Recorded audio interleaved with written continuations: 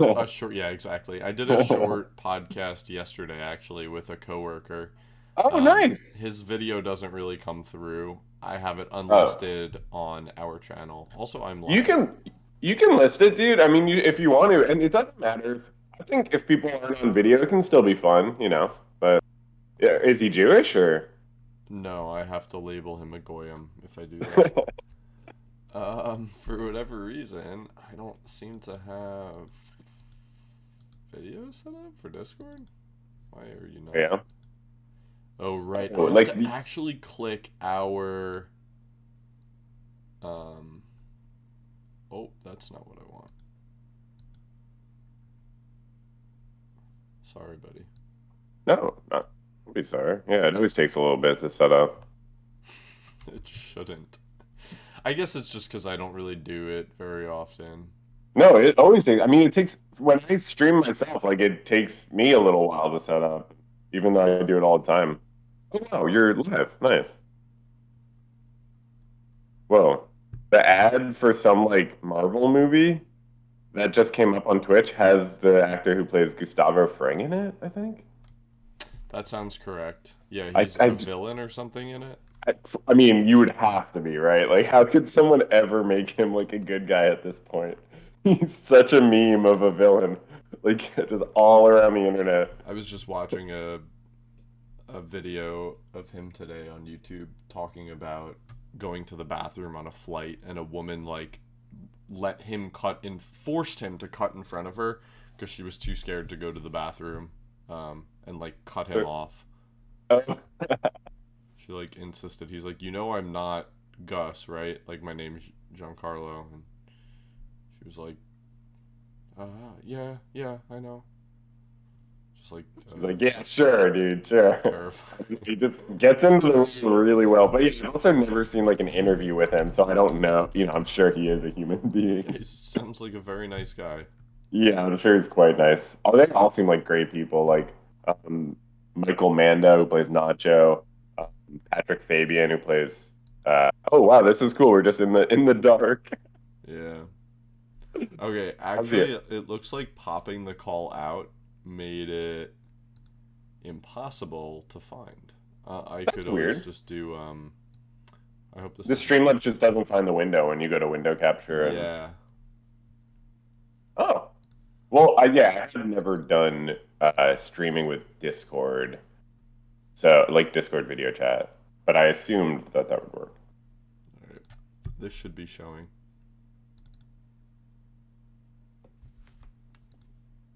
Oh, it is. Nice. You could probably turn your mic up like slightly. Yeah, I didn't realize that yesterday until it was far too late. Oh yeah. You No, mind I if? mean we do have like really good audio. I mean we've definitely improved that. It's just sometimes hard to get the levels right. I guess do you see the levels in Streamlabs?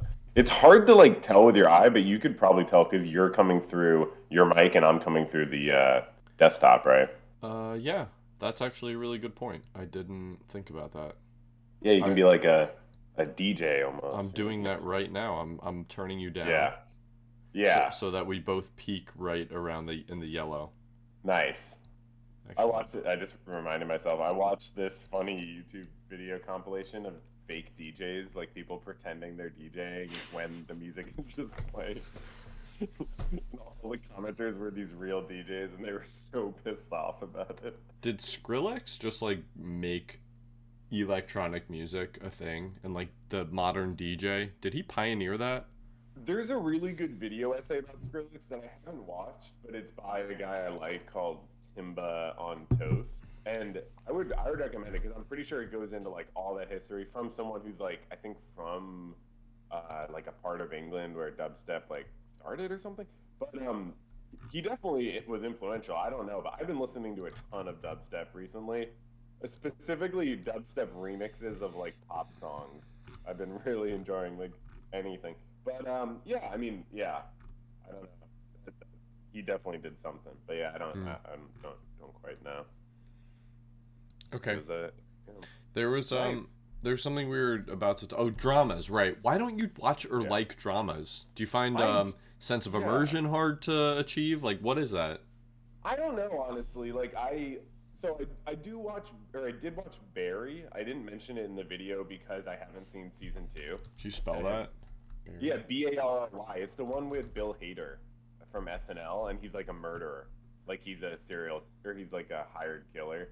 And it's very good because he's an Iraq War vet. It like gets into PTSD and all this other stuff. Like I do definitely like dramas. I think I'm a little bit addicted to comedy, and so there has to be like a strong comedic element. People keep commenting, telling me Breaking Bad is like really funny, and actually all the shows I listed, like there are people being like, no, that's actually really funny and stuff.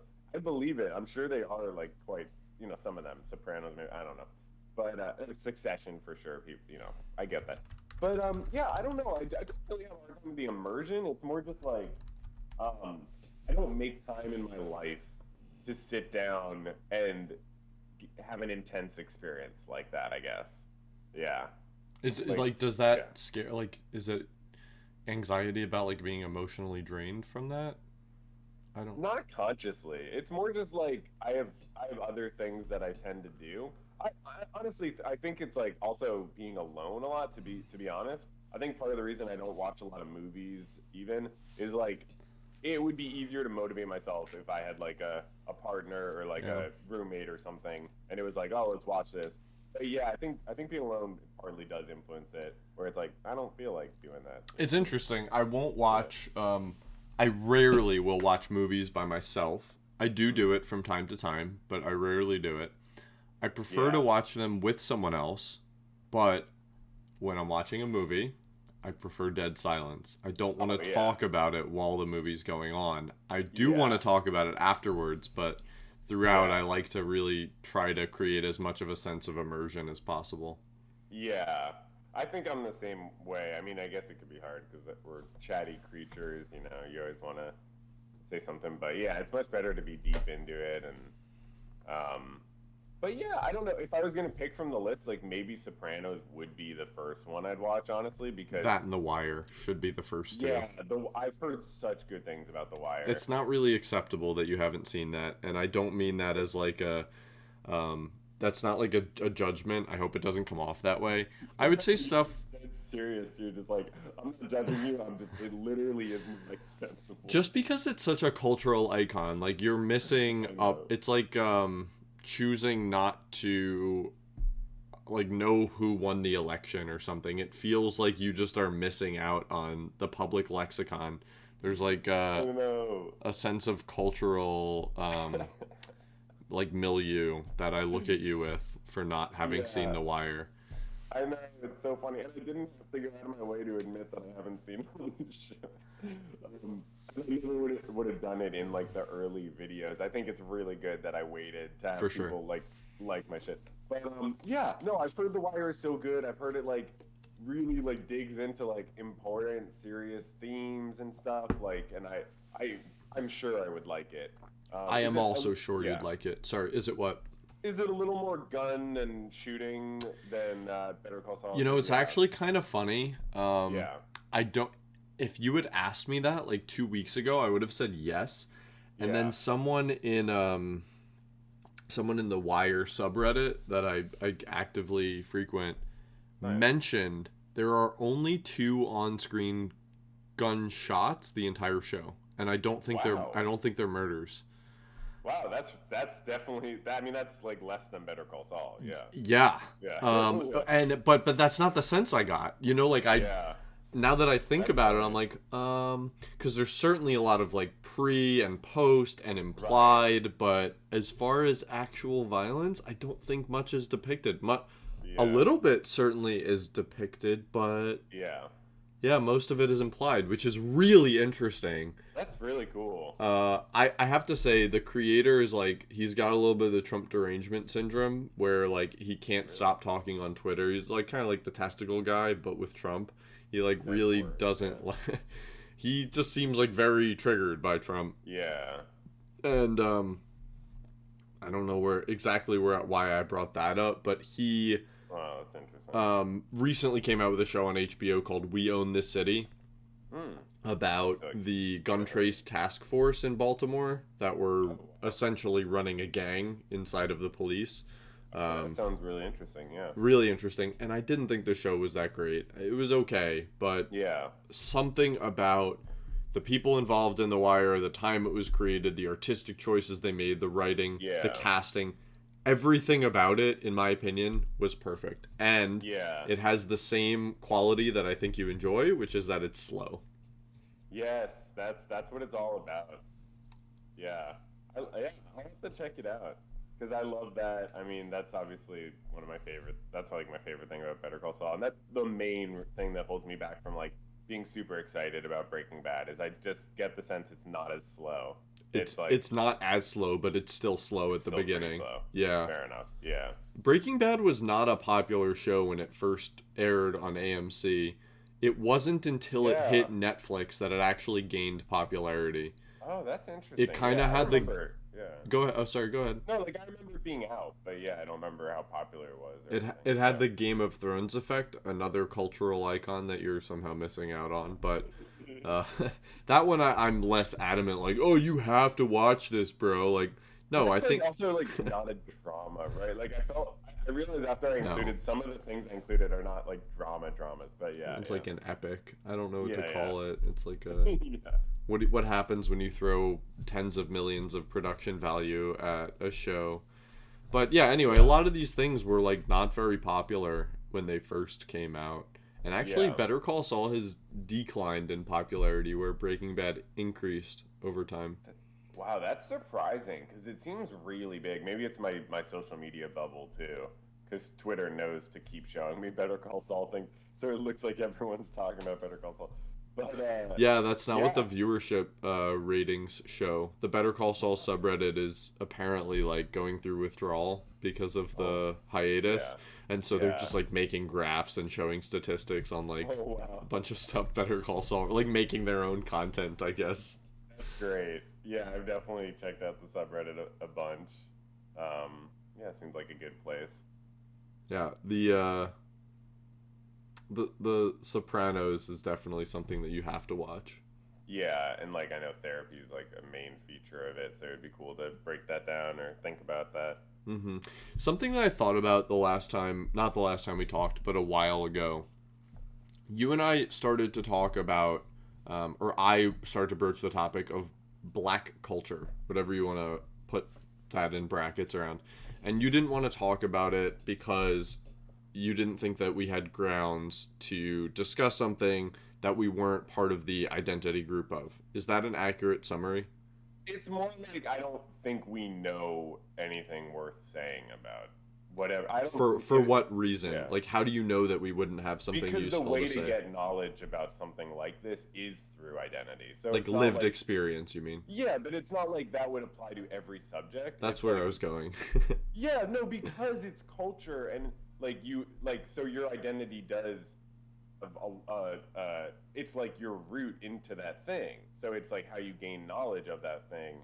Um, and to be clear, like we were talking about systemic racism, I think, right? Like before or whatever, or it was like part of a conversation about systemic racism. So for me, focusing on like it's a very well known sort of like I don't know if talking point is the right way, but like it's a well known, in my opinion, distraction from the systemic issues.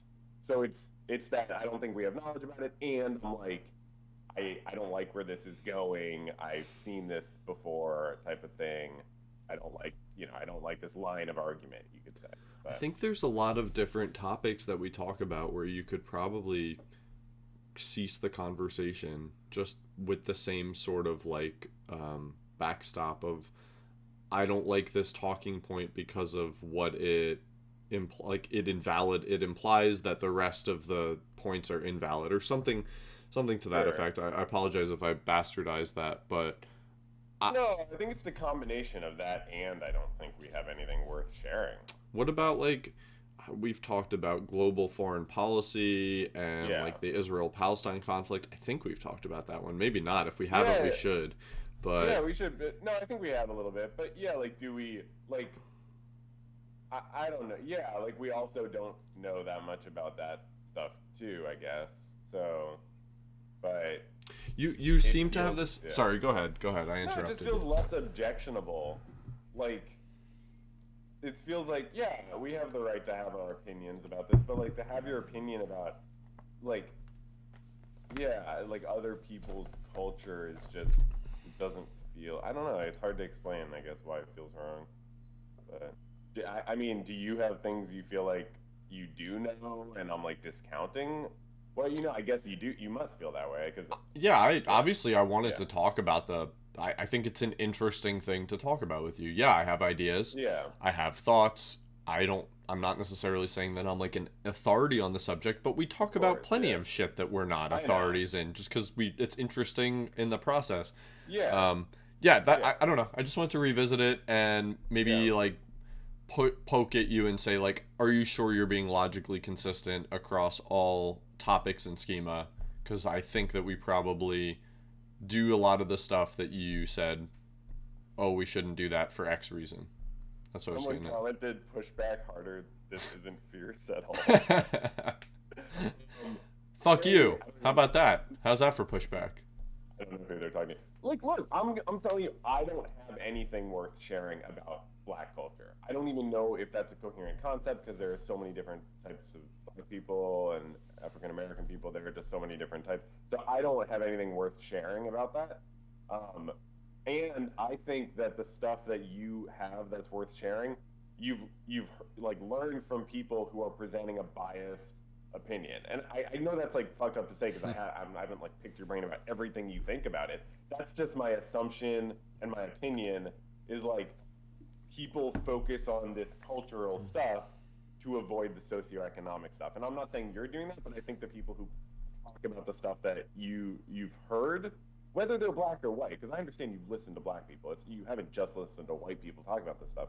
But I still think it's a distraction from the socioeconomic stuff. So I don't have anything to offer about it. I don't even know that much about the socioeconomic aspect, but at least that I can point to some like more objective things. I think, I guess. So I wonder if you'd feel differently if we like watched for like a couple different clips of black people talking about this topic and then offered our secondary opinion so that we didn't act as like commenting on someone else's thoughts rather than forming our own from like the base. But I would just yeah, I'd be down. We could watch like a panel. That would be the coolest thing if we get a few different people with different opinions. That'd be good. But I yeah, have a few videos that come to mind right off the bat of I'd be down. Yeah. panels.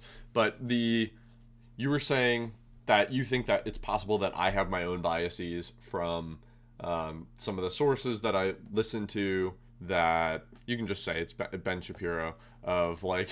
I know that you get your information from multiple sources. I I think, yeah, do. he's very biased. Yeah, but sure. I do listen to a lot of different Well, sources, or I try to, and I'm doing it more and more. And I'm sure. trying so hard not to crawl back into my echo chamber because I'm really not enjoying some of these other sources. I Oh, find fair I enough. was doing it today. I was listening to Vox about the gun discussion because Vox is pretty far left, I would say. And Sure. Yeah. I was trying, man. I really was, but I had a hard time not being like, wow, you're really framing this in your own terms, and you don't see how you're doing this.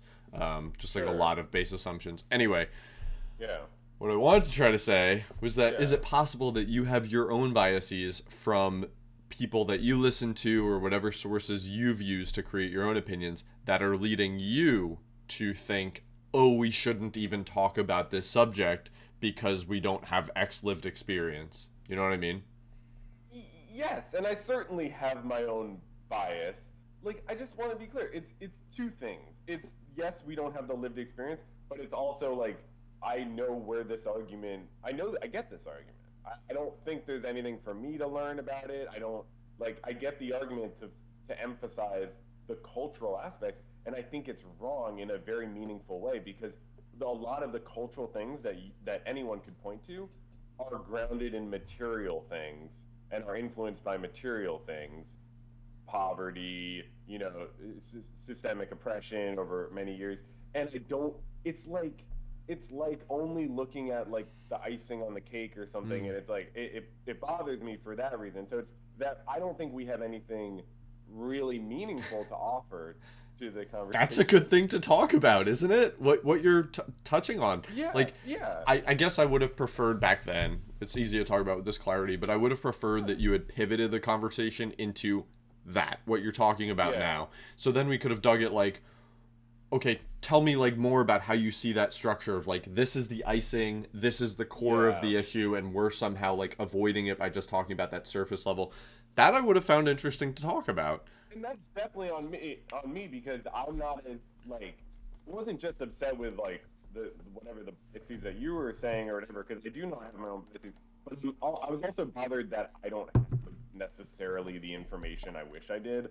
I still like should do a lot more reading about like the history of Black people in America, and I'm a big like abolitionist in terms of like the prison system, but I can't support that view that well because I haven't done all the reading necessary. I just have my intuition and stuff. So and just with regards to systemic oppression and stuff, I'm like not super like well informed. I do my best, but I'm definitely like humble about what I know. So yeah, I didn't think I could necessarily like bring all the facts to the table that would be needed. But yeah, you're right. I could talk about it in a more effective way, probably. I think that's just like a good lesson for you and for me. Yeah. Is like when when we touch on something that for whatever reason we don't want to broach, let's go meta about it. Just take a step back and let's talk about why we don't want to talk about it rather than like just totally pivoting. Also, your audio is like when you speak above a certain volume, it is it's getting a little bit hollow, like hollow speakery. I don't know how to say it. Like if you were to play audio out of a really shitty speaker, you know how it gets like kind of tinny? Yeah. It's sounding like that only when you get above a certain volume. Huh. Try again. Let me talk for a second and see if I can figure out what's going on. Let's see. Blah blah blah blah blah blah. Talking. See, all of that is fine. Yeah, is it something? I wonder if it's on my end or like because it's hard to know. It like it seems like it's trying to filter out your audio once you get above a certain. Yeah, I hear that. Huh. Interesting, right? What should we do? I don't know. I mean, yeah. Just control yourself, I guess. Don't get so worked up. No, it's even with like normal volume. It feels like. Yeah, it is. Like even just that did it. Try unplugging it. It might. I'm gonna unplug and replug, and we'll try that.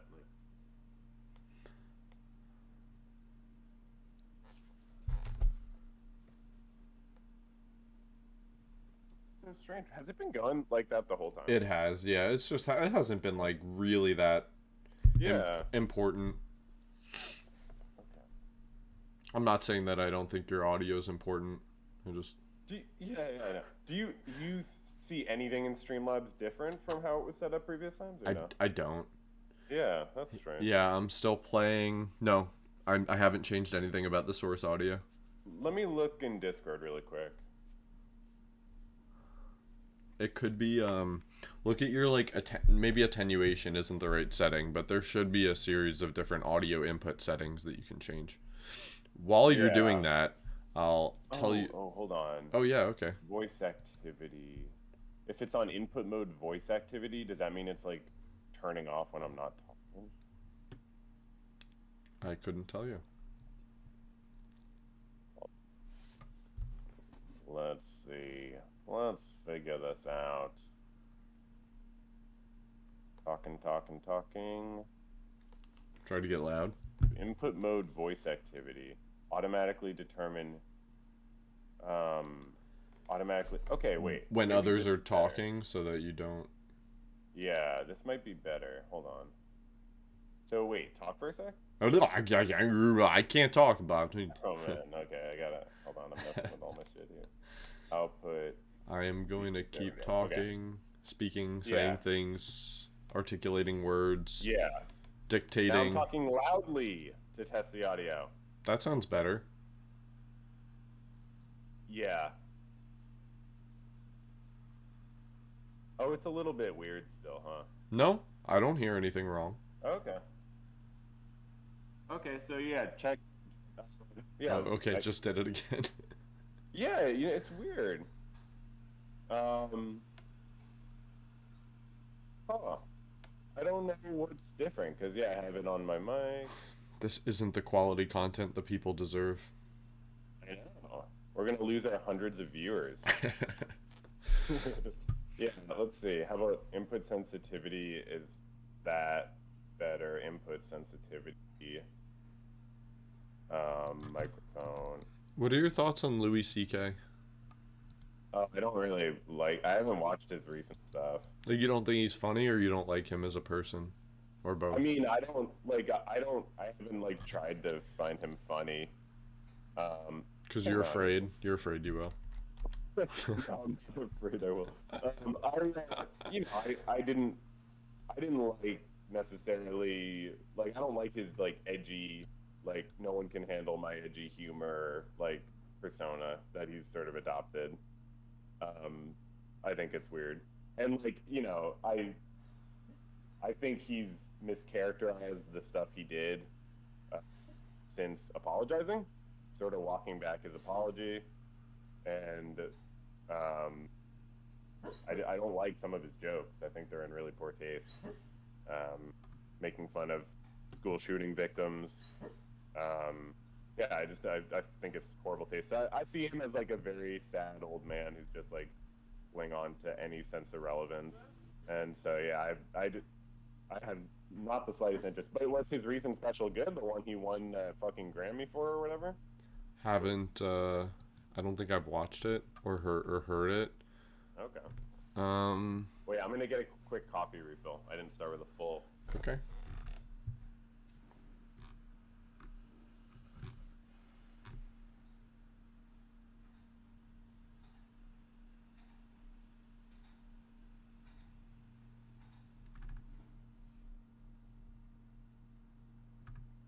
Blah, blah, blah, blah, blah, blah.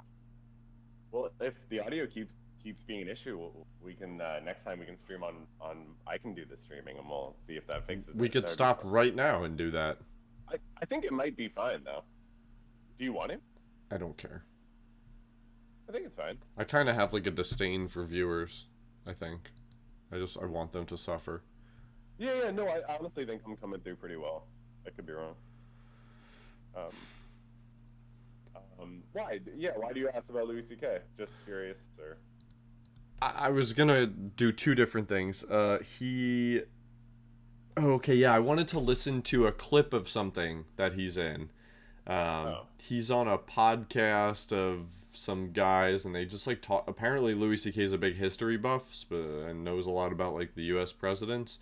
And I was enjoying this U.S. president's uh, like pithy review of all of the presidents in hmm, order. that's Like, who interesting. were they? What kind of stuff were they known for? And I thought it was fun. That's all. Cool. Separately, the prison stuff. You were saying like prison system. You wish you knew more. I was biking the other day and was listening to "Prison Song" came on by System of a Down. That Oh, I song love came them. out in 2001, and there's a lyric that says the number of people in the prison system has doubled since 1985. Yeah, In 16 years, doubled.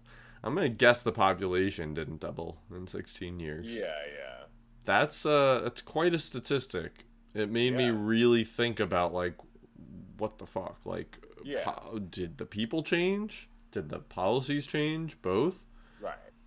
They talk about mandatory minimum sentences, um, utilizing drugs to fund our secret wars around the world. That's not System really of a Down is so good. it's not It really is so relevant to yeah. the prison They're thing, so but yeah. good.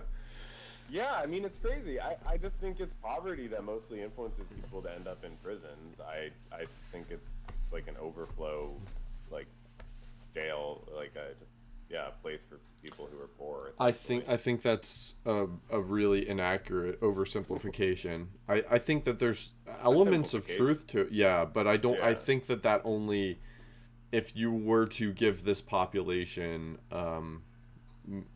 well money, I don't think that would do it. I No. think the gainful Oh, yeah. employment like meaning or gainful employment I think would be even more effective than just like money, but I I still mean don't think that would poverty get like at it. yeah, poverty of like their families, their neighborhoods, not just like them not having enough money in their, in their wallet and stuff. I just mean like when you talk about like what influences someone, like, it's probably not mostly violent crimes and stuff that people are in prison for, but even the violent crimes, like what influences someone to end up in the situation where they murder someone? Like they're probably not born more evil. Like they probably just have like a bunch of events happen in their life that limits their options. They feel trapped. That whatever it is, they're in horrible debt. Like there's a million situations, but Yeah. I think a lot of it would probably boil down to poverty and people not having their needs met. Because I don't think people commit violent crimes when their needs are met in a lot, as often, nearly as often. I agree with that. I don't think Yeah. that it's an accurate summary that it's always like a crime of desperation or crime of circumstance. No, not always. Yeah. And I just think, yeah, I agree with like the general sentiment, or the common ground we could probably find is if someone has a meaningful life, or if people have stuff to lose, they're not Yeah. necessarily as willing to risk it on Definitely. violent crime or whatever. I'd love to see, rather than just statistics, and statistics are helpful, but could you imagine like a combo of empathy and like deep individual getting to know someone combined with statistics through like applied AI? So what I mean by that is like doing some sort of deep dive into not just crime on the aggregate, but like every criminal that commits a crime, and have like AI read through that person's like bank history and text messages, and like really try to establish a comprehensive autopsy of who that person was and Hmm. all of the different aspects of their life that led them to commit a crime. So, like, graph their net worth over time, like, Sure. graph their number of deep personal relationships over time, like, really start to Yeah. have, like, longitudinal data on people that go on to commit crime, and then try to have some sort of prescriptive solution rather than just like this is the average income of the people that Oh commit yeah. crime, because it's not deep enough of an analysis of something No. that is very very multivariate, I think. Why AI? Because I'm sure there are studies that go into like a fair amount of detail about a wide variety of variables and stuff. Maybe it's just too complex for studies Um, to like fully encapsulate all of the data that. I mean, they do statistical regressions or whatever. I'm sure that like I can try to find stuff, but I'm sure there are stuff that they look at like 20 different variables or something. But yeah, it could always be more. But I mean, yeah, I'm sure there are studies that go into this type of thing and say like, well, the poverty affects it this much, uh, like parents' poverty affects it this much, um, I don't know, like access to guns or age or like different things, how that affects it. But what do you think?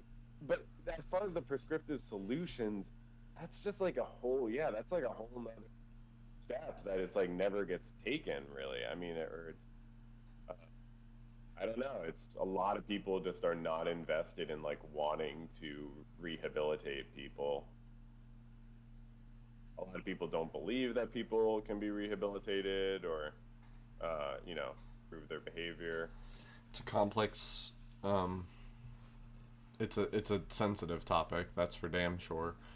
I think Yeah. that certain people can't be rehabilitated, but I do think that our system as it stands doesn't even try. I think that it is Right. more this is the alternative. You get to be locked in a building with other people, and this is your life. Do you want Yeah. this, or do you want freedom? And so that's punitive, or like cautionary, I guess, of like Yeah. that's the deterrent, rather than like teaching people how to integrate. I don't know how a rehabilitative society would really look at a justice system. I know of other countries that do it. They don't have the same population that the United States does, but I don't think our current system really teaches you or lowers your recidivism rates by any meaningful amount. If anything, teaches you how to be a more effective criminal in some ways.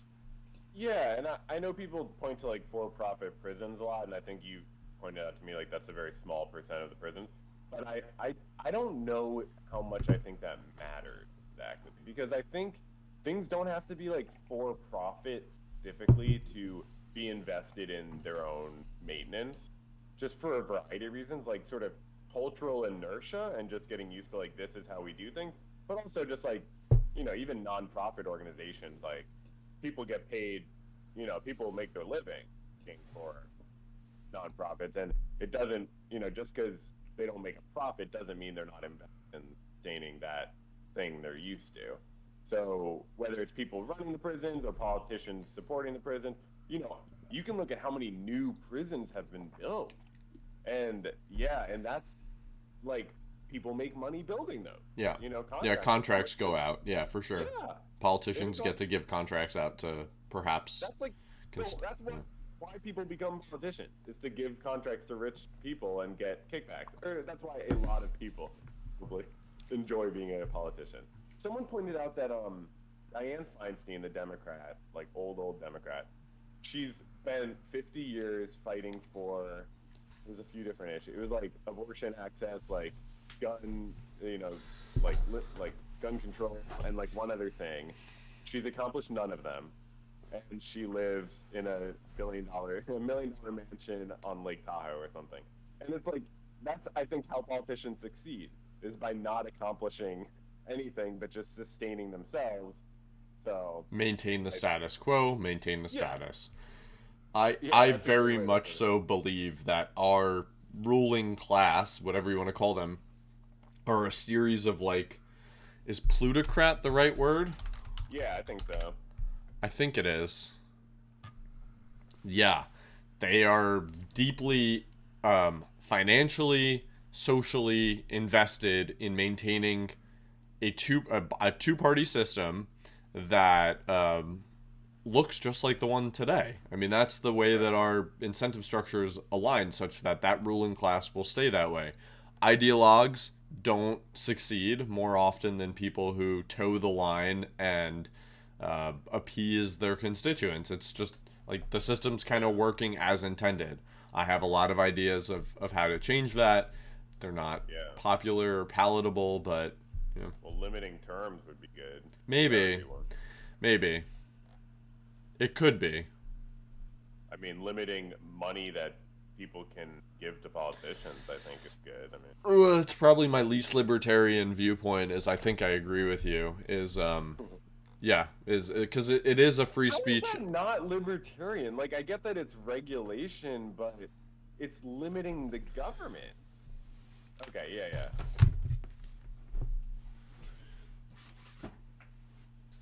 Any ruling classes that operate differently? That's a good question. Word nerd. Yo. Okay. Yo. This DePaul guy. Law Review. Yeah. This one I've definitely alluded to this before. Yeah, you have mentioned that before. Yeah.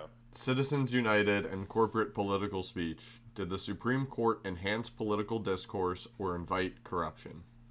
Written by Matthew Malone in fall of 2010. It's a law professor that I had that I really respected. Brilliant guy. He's since passed, and he fucking book, dude. You're reading a law review when this much is the. I'll get it in focus. Yeah. This much is the actual body, and these are the citations. Oh my God. It's just like that all throughout. But That's great. it goes through like the history of what corporate speech has looked like in the United States throughout decades, Cool. and talks about like the rationale behind why it's flip-flopped over time, why the Supreme Court made its most recent decision, and then like the effects of it in practice. And I think that if we want to try to restore some semblance of like leaning towards direct democracy, what you suggested would probably be a meaningful step to do so, which is limiting corporate speech in politics. Yeah. And that's tricky because a corporation really is just an amalgamation of the people that run it. but there are some in practice very problematic things about corporations being treated just like people. So I think that you could make the argument that there is a compelling governmental interest in limiting corporate speech, and you could do so without infringing on speech of individuals. I think. I'd be Yeah. willing to hear an argument to the contrary, though. Well, yeah, because isn't the whole point of a corporation is that it's not a person? I mean, like the whole reason people make an LLC is so to separate their work from their person. And I get that it's complicated, and there are, in a sense, a corporation could or whatever. But yeah, I just don't see how like anyone is benefited, like your average person or the majority of people, from politicians being able to make more money in their campaigns from like corporate donors. Like I don't see any benefits, so I don't know what they are. There's a lot of arguments. You could apply that to a whole host, a wide swath of things. That like the average person is not benefited by this, so we shouldn't do it, I guess. Well, no, but like, okay, so you have like a association of like social workers, okay, and they like there's a National Association of Social Workers. They lobby politicians. And so they're a nonprofit that lobbies politicians to try to get changes made. That's important, and I'm glad that's done because someone has to communicate to the politicians, hey, this is what we need, and so on. Like, you need to change the laws because there's this issue that's causing this problem or whatever it might be. I just think it has to be limited, like, so that the politicians are convinced by the argument and not, like, whether it took them out to, like, Hawaii or something like that, or, but I just, I'm not a believer in people being good or evil for the most part. I think people are just influenced by incentives, and it's absurd to me to have politicians influenced by these huge incentives. It's like, how's that going to help for anyone? I think politicians should make like very, very base amount of money, like maybe like I don't know, enough to support their family. Wouldn't that make it worse? Well, because that way you're incentivizing people who genuinely want to make a positive impact on them. And who are already rich, perhaps through creating deep, entrenched ties within whatever industry they came from. You think rich people are more likely to like take a job that doesn't like it should pay enough to support yourself, but I don't know. Rich people are often going to want to make more money. I don't know that I see it as not necessarily. Not the rich people I know. I'm not against rich people being politicians. Yeah, I just don't want them to make their money being politicians.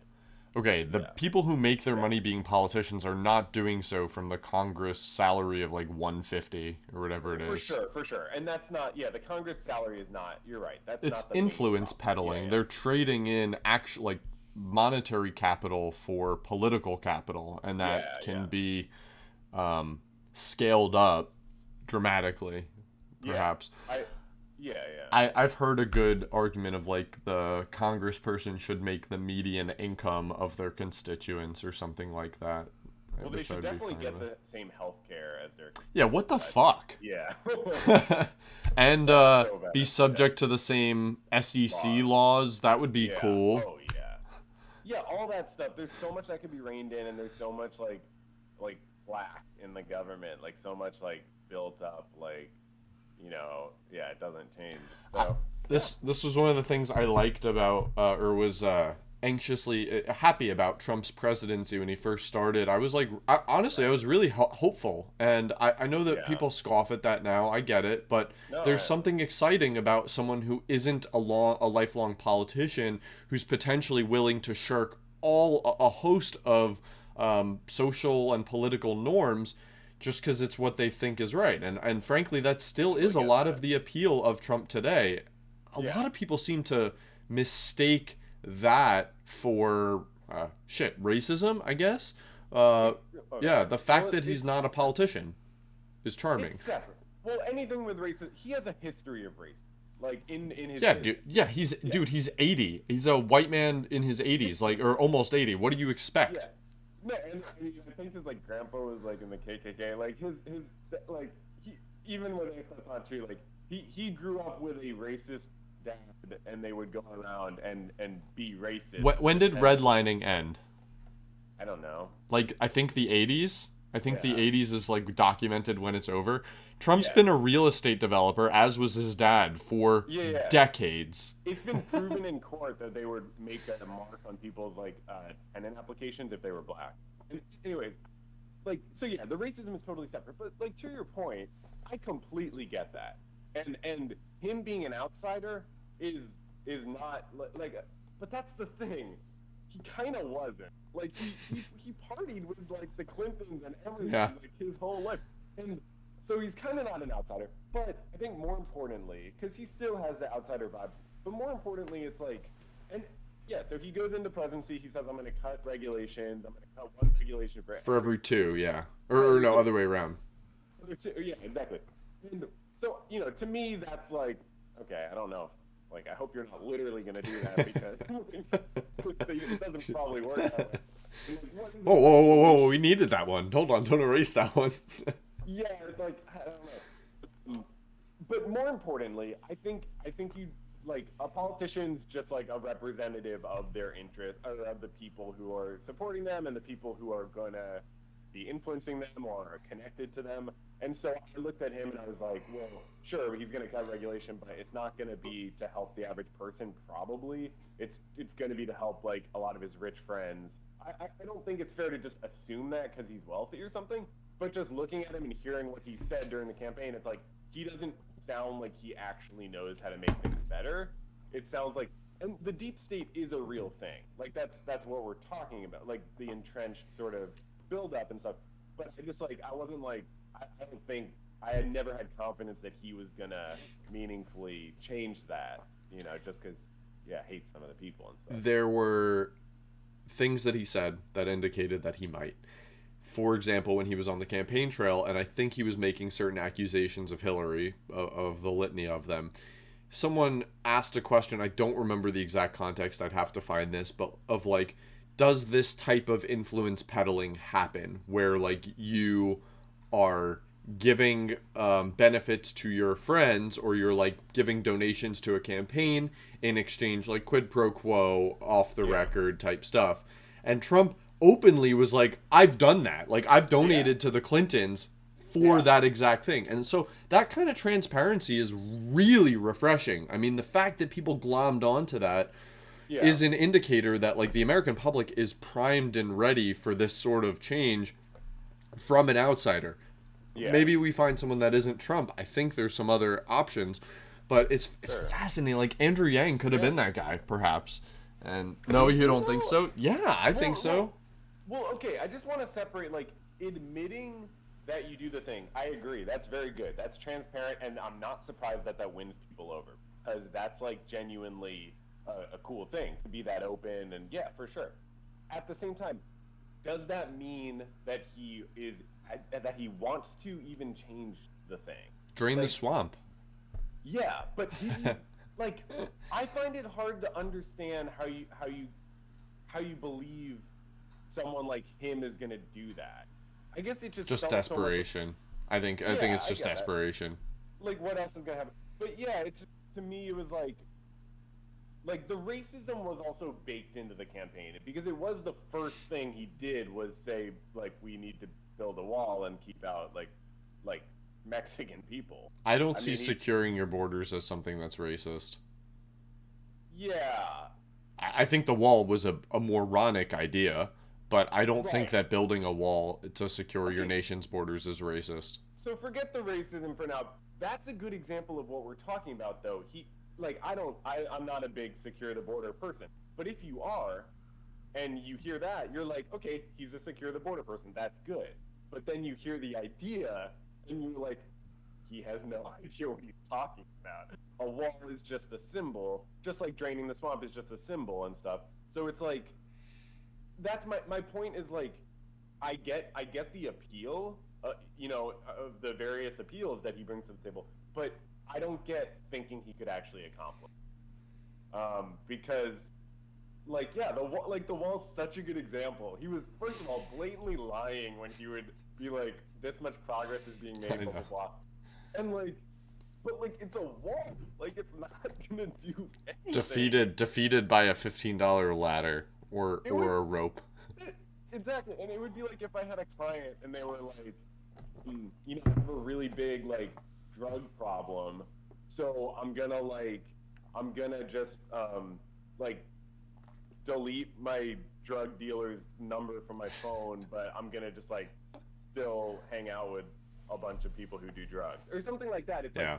I get your goal. I don't think the way you're trying, whatever. I've made, but yeah. Are you trying to make the very outlandish case that you don't think Trump was an effective policymaker? Yeah, and I mean, so let's talk about the January 6th stuff though, because Oh, is okay. relevant.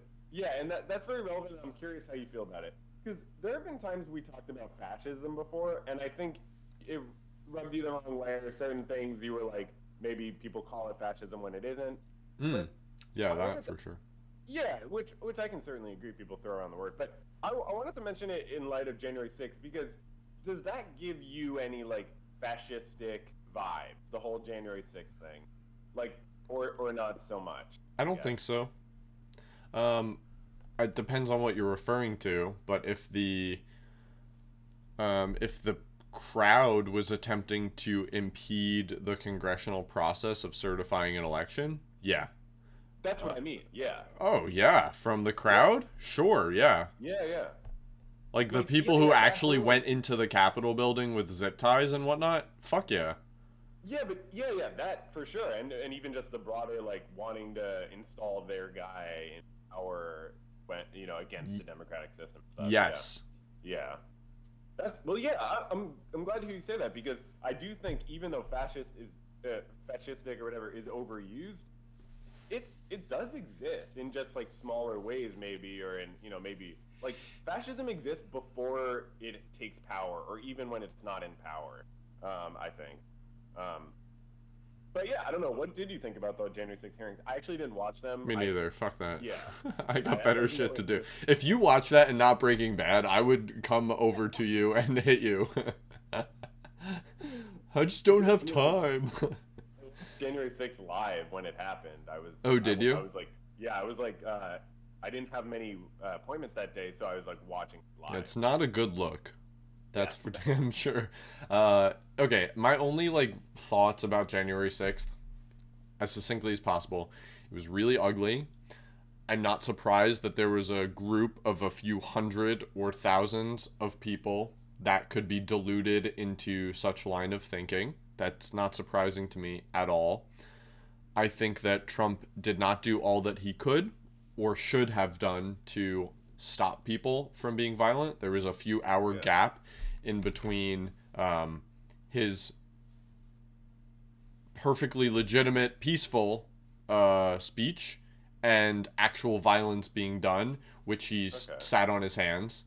And from a legal standpoint, Trump did not do anything wrong, as evidenced by Brandenburg v. Ohio, the landmark Supreme Court case.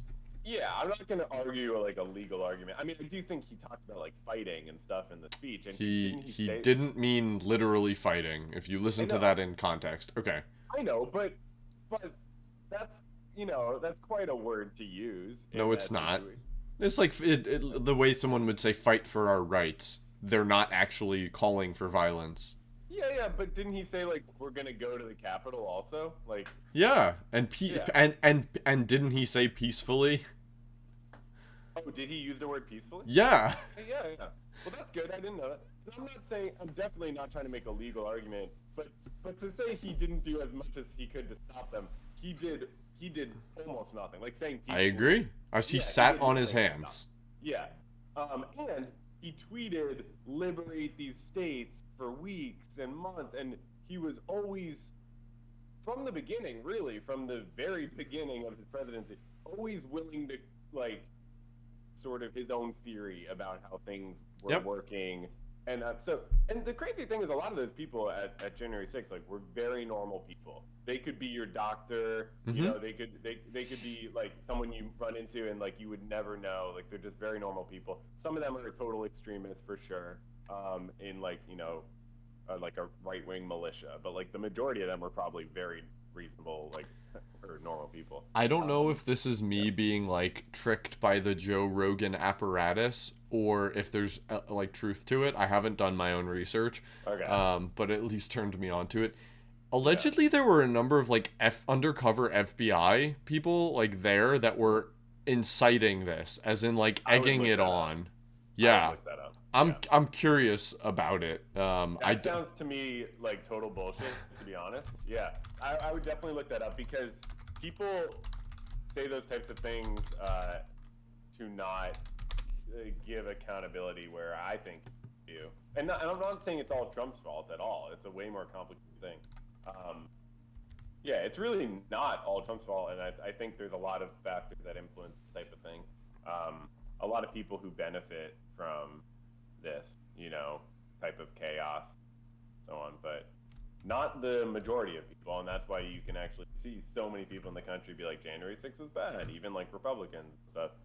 Um, but yeah, I don't know. I mean, I wouldn't be surprised if there were some federal people there. I don't think they were the ones citing.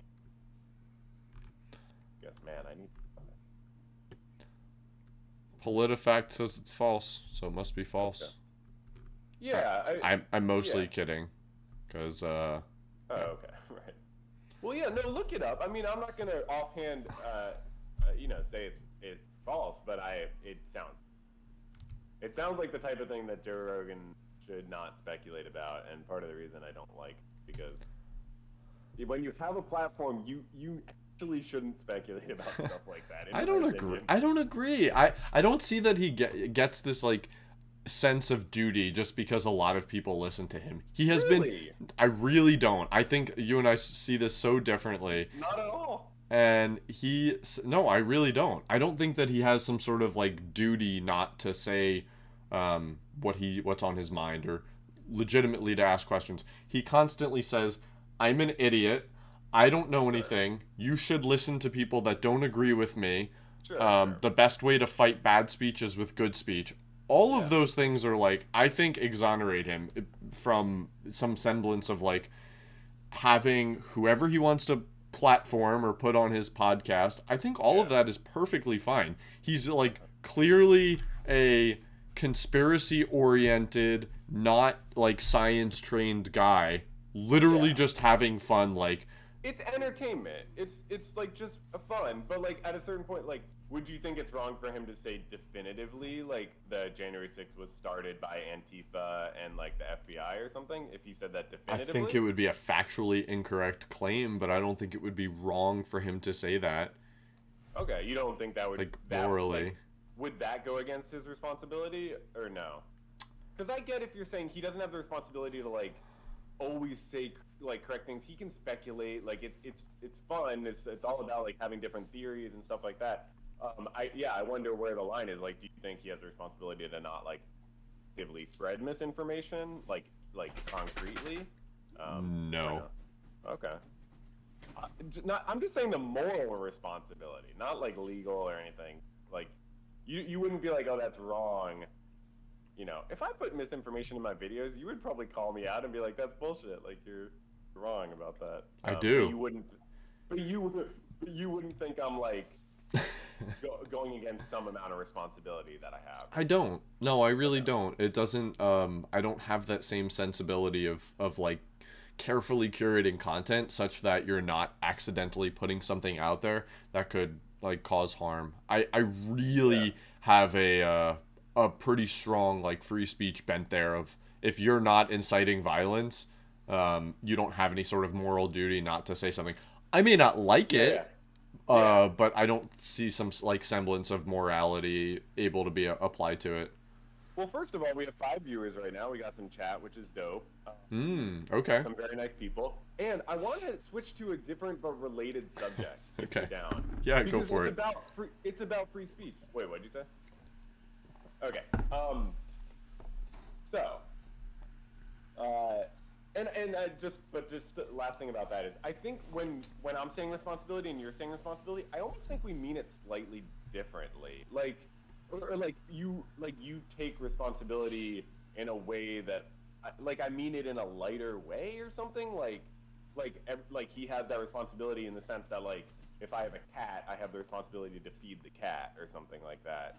Um, like I don't know. I don't know. Maybe does that? I don't know. Is there a chance we mean like responsibility and duty in like slightly different ways, or what do you think about that? Or No, because I don't think so. I mean, I think I really do understand how you're saying it. I yeah, believe fair that enough. the context of his podcast really colors what you're saying.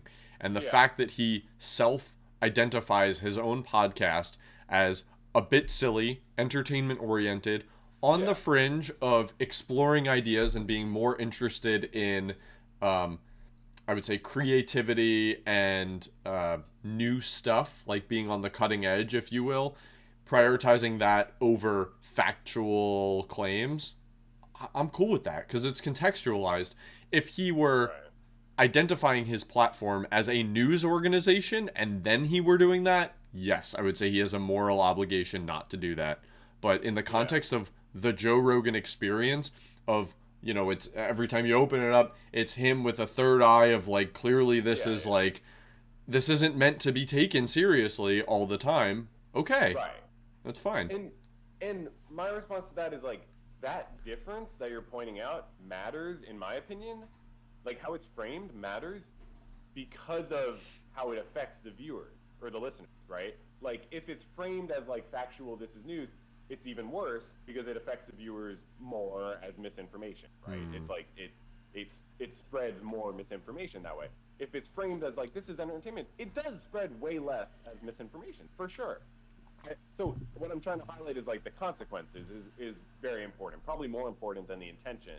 Like if there, but with that being said, even with it framed in the way it is, wouldn't you worry if like thousands of his listeners thought that that was true? Like, isn't that? I'm not saying that's necessarily his fault, but isn't that a bad consequence to have happen? Like, people get wrong ideas about important current events, whether it's his fault or not. Like, Is isn't it a that bad thing? I could agree that it would be a bad thing.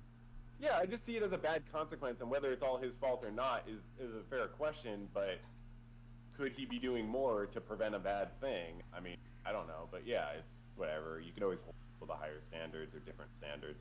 I don't want to, but yeah, I look at it as like, what's the consequence? Are many people having the wrong idea or something? But So, what was the free speech thing that you wanted to so ask? the Johnny Depp Amber Heard Oh my trial. god. I'm very curious about your reaction to it because my reaction is this seems like a bad thing for and I know that when you and I talk about free speech, it's often the other way where you're like this is a bad thing for free speech and I'm like no, I don't think it is necessarily. So I'm wondering if this is going to be a situation where we're reversed or where you actually agree with me or I agree with you depending on it. I don't even see how it fits into the context of free speech. So you're gonna have to Fantastic. elaborate. That's like political or people tabloids that I try to avoid. For sure. And I didn't watch the trial, and I avoid it too. I have no interest in watching a public trial Okay, about so stuff. go ahead, elaborate. But it was about her free speech. I mean, she published an article or two or something. Oh, well, now we're talking about libel. You're saying? Well, this is a free speech issue. Like, what is it? When is it? The Yeah, court ruled. The U.S. court ruled it was defamatory, right? The British court didn't, if yeah. I understand correctly. And yeah, so it's a free speech. Like, is it free speech or is it libel and defamation? I think I don't know. This seems like a big deal to have this be ruled as defamation when she was sharing her experience and Yeah. not Okay. not even I don't know actually enough details of the case to have an fair informed enough. opinion. Yeah. Could you maybe help me out and tell me exactly what were her claims? Yeah, I can look up like what did exactly she say so I can tell you the exact quote. I Um don't really necessarily have a problem with like libel or defamation being something that the courts will rule on. I think that there needs to be, as I think is the standard, maybe a preponderance of evidence. You can't yeah. just do it based on he said, she said. But in a Yeah. lot of cases, it really is, and then you're producing like who has more of the said content.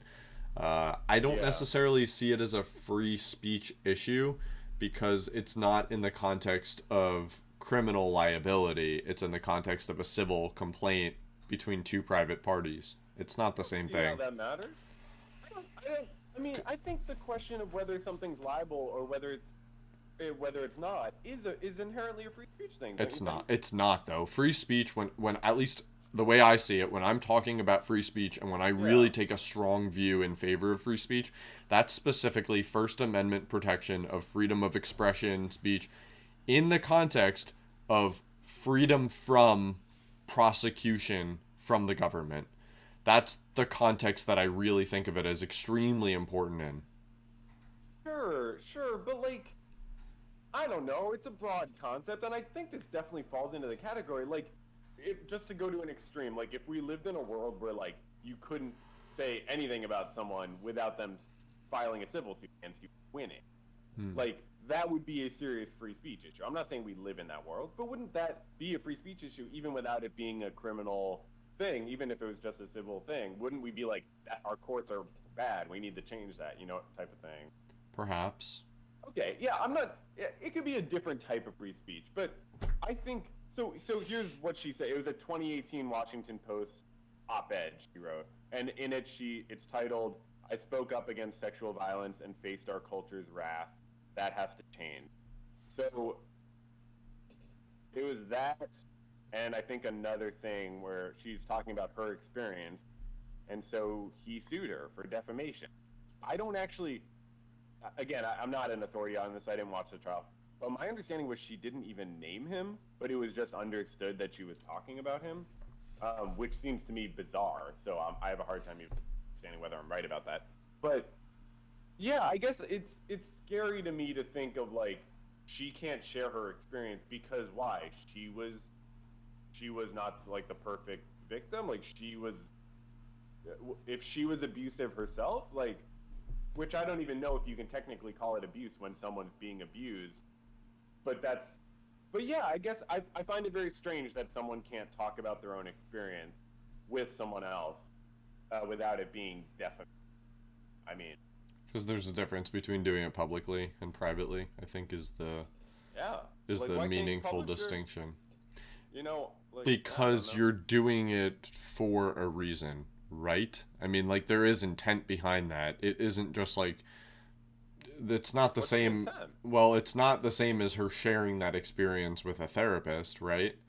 Making a Sure, public it's not. statement Yeah, in a Washington Post article clearly has some sort of underlying intent yeah, belying but it. it's not just to process her emotion for sure. It's to uh, well, the thing is though, you could name a few different and her, Johnny Depp's lawyers are saying her intent was to bring down very nice, cute little man, and and she would be saying my intent was to share my experience to support other people who go through. So, what's your question for me? Well, you're answering it. I mean, my question is just like, do you see this stuff as like, do you see like the idea of what defamation is becoming bigger as a problem for free speech, No, or yeah, I don't. It's okay, a it's I think it's a really important distinction that it's between two private parties in a civil matter rather than a criminal prosecution from the government. That's a super meaningful point, I think. but well then I don't even care if we're talking about free speech then exactly. I guess I just see it as like it's bad for someone to not be able to publicly share their experience with about someone else, especially if they're not even naming them. But even if they are, like, doesn't every single person have the right to share their experience, to talk about their life? And it's true, the stuff she was saying, like literally, she's saying like I represent people who have experienced domestic violence, and like she has. I mean, it's clear that from like Johnny Depp was abused. Whether whether yeah, that's clear. There are like audio recordings, a lot of evidence. So I don't know. I guess it's she said something true and was held accountable for it, and I see that as like wrong in some way, even if it's not like free speech in a criminal sense. Um, it seems bad. I don't think a powerful person should be able to shut up their detractors. Um, but so, would you see it as a free speech issue if a company like fired someone for criticizing the company or something like that, or no? No, it's again like my definition of free speech, and the legal one has nothing to do with interactions between two private parties. Okay, so you don't see like if like Twitter decided to ban all Republicans, like that's not a free speech. That's a tricky one. It is a no. I don't think it's a free speech Okay. issue. I think it's an issue. I don't think it's a free speech issue. Well, I guess that's my point with defamation. I did want to say the Twitter thing, like the people they've chosen to ban, including Trump, but not like dictators of other countries, is fucking bananas to me. But I'm sorry, I don't want to detract from what you were saying. No, I don't. It's an interesting concept of like, should someone be able to be able to share their lived experience, whether or not that is supported by facts or not, in a public setting without having to face repercussions. I mean, would it have been different? Like, we should look at some adjacent cases. Let's say she had shared that with the director of one of the movies that Johnny Depp was going to star in the future. Would that be looked at differently than like making an article? As long as you're, oh, I'm sorry, I didn't mean to talk over you, but I just think as long as you're telling the truth, you have the right to do it. I think if she wrote this op-ed and she said a bunch of things that are false, like, that's a different story. I literally don't even think she named him. Mind-blowing. But, yeah, I mean, the threat of a lawsuit is something that is intense. Like, you have to consider that. Like, someone suing you, okay, Amber Heard's probably, like, pretty wealthy and stuff. Like, it's probably not a big deal. But, like, in a lot of situations, like, someone will have a lawsuit brought to them and they are barely able to get a lawyer, or like, you know, they can't really get a good lawyer or like engage with it. So like someone filing a civil suit against someone else is, if there's a big power dynamic, is like, it's just a potential issue. I don't know, it just seems like a moral issue, you know, if people can just have lawsuits filed against them for true things. Damn, that shit happens all the time where companies will fuck people's lives. Look at you know, the dope sick thing with like Purdue Pharmaceutical. Yeah, I didn't hear the first thing you said. The what thing? Dope sick was the Hulu docu-series about it. Oh no, I don't think I've heard of this. The grandson of Is it the Sackler family? That the Sackler family is the one that owns Purdue. Right, yeah. Hold on, grandson. What the fuck was that kid's name? I'm sorry. No, take your time, dude. Grandson tried to speak out. What the fuck was that guy's name? Let's see. Board of Purdue. Oh no, I'm so sorry. I was It's all good. I totally like got my stuff mixed up. Yeah, it's all good. I was thinking of Theranos. Oh yeah, I don't know that much about that. And I was thinking of George Schultz's grandson. Okay. George Schultz he's like a Kissinger analog, I would say. Aye, indeed. Yeah, Kissinger would be a fun one to talk about. Anyway, he died like a year and a half ago, George Schultz. So he's better than Henry Kissinger But in that respect. His grandson got an internship for Theranos, and his grandson was a key whistleblower of Theranos' fraud. George Schultz on the board of Theranos, George Schultz's grandson, a whistleblower. And George Schultz brought this to his grandfather and was like, this is what's happening. Like, she's lying. This is fraud. And the grandfather was like, don't ever fucking say that shit to me again. Like, you're wrong, blah, blah. Yeah. It took him a long time, and they drained the parents and the grandson's bank accounts through jamming them up legally. Eventually, George Schultz came around and was like, yeah, I'm sorry, I fucked up. I don't know if he ever said sorry, but he was like, you did the right thing or something like that in the end. But what I was trying to get at was, even if you're totally in the right, a large company with lawyers on retainer can fuck you up and make your life so miserable. how do you fix that? Because that seems like a really big issue in Yeah, my opinion. yeah, it is. Yeah, It totally is. It like yeah, makes people less willing to come forward. right. Like there's a legitimate cost, a quantifiable cost to saying true things that are going to piss off a company. Um, Yeah. what do you Oh do yeah. about that? Whew, I have no Yeah. idea, man. You Yeah. make public defenders not as shitty, or like I agree. make Yeah. public That, defenders more like of a real tool. Public yeah. defenders generally are so jammed up with like too many cases, Oh yeah. that they Yeah. spend like such small amounts of time on individual cases.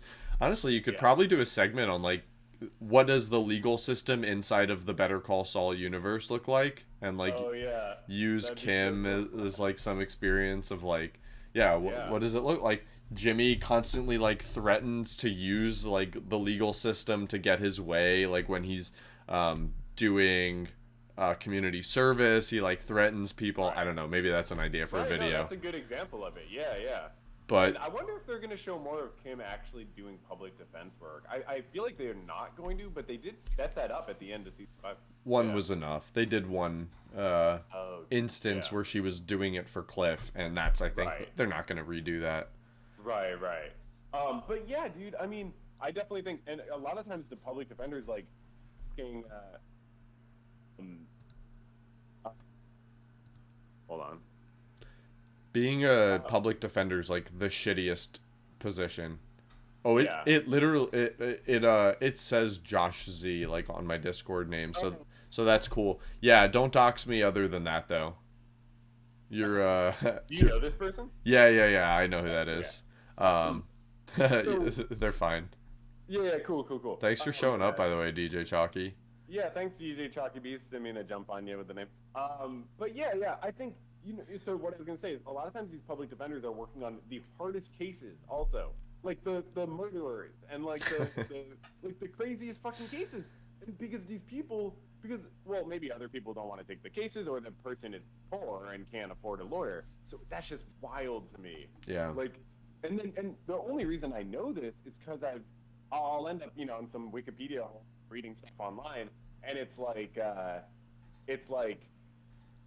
was reading the other day about like some case that got like overturned because it was like improper counsel, Yeah, and yeah. it was like, wow, that's how often does that happen? A lot. Do you think OJ Yeah. still gets off if he has a public defender?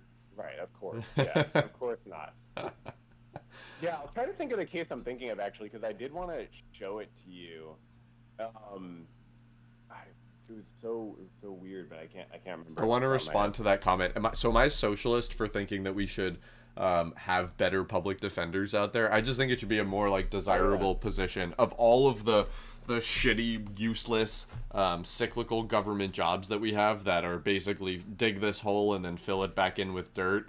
I don't think that being a public defender is one of them. I think that's a legitimate value add to society and is one of the most important things that helps prevent government overreach, which clearly prosecutorially we've seen stretching and fully breaking laws and norms around trying to put people into jail. I think it should be like Yeah. a regrettable thing when a prosecutor has to put someone in jail Right. rather than like this makes my fucking day. I don't give a shit Yeah. if they're guilty or not. Like, yeah.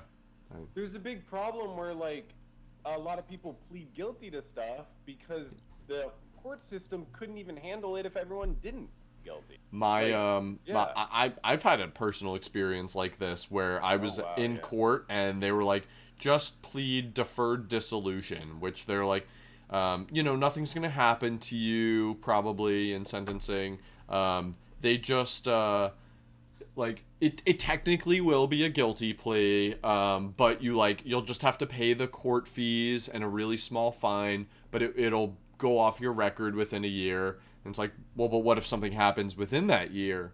Well, yeah, then that would be escalated. It's like Right. once you're fucking in the legal system, the next like the way it scales up punishment is Right. fucking crazily exponential.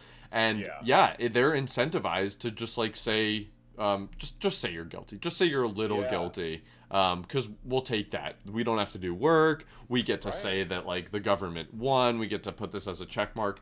It's Right. fucked up. That stuff makes me really angry. And if I ever like wanted to pursue a career based on passion, I would definitely go into law and do something Cool. like that. I'm sure you'd be good at it, man, especially with all the interests you have already. But it's interesting what you were saying to the comment about socialists.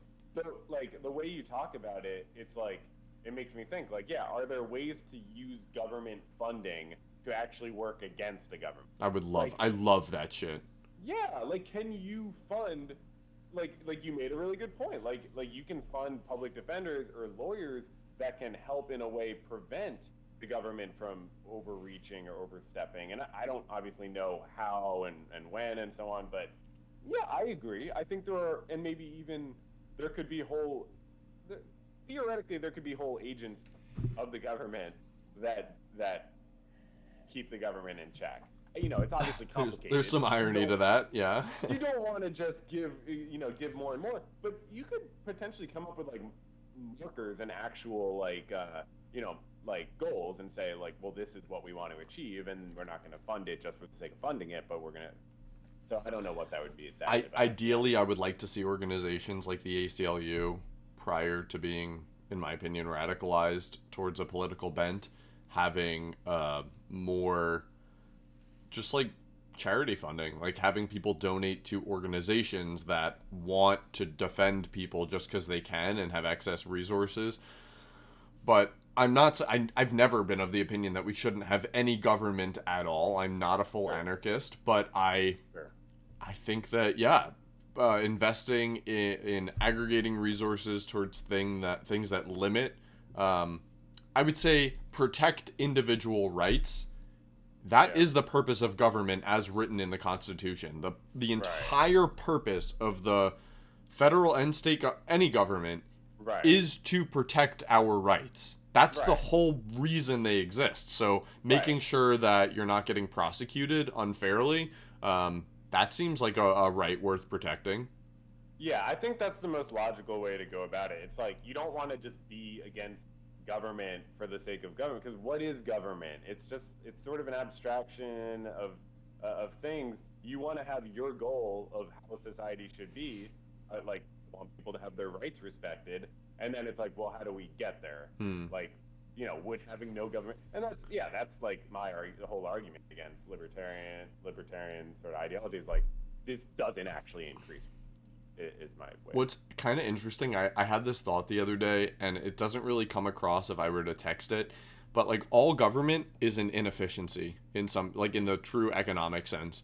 I know that just sounds like libertarian propaganda, No, but I think I get what you mean. Yeah. If we didn't have any government and all people acted like morally, ethically, fairly, you would have no need for government. People wouldn't hurt each other. People wouldn't do crimes. People would act fairly in transactions. They wouldn't pollute. All of these things. Yeah. And you wouldn't need government. You wouldn't need police. You wouldn't need any of these things.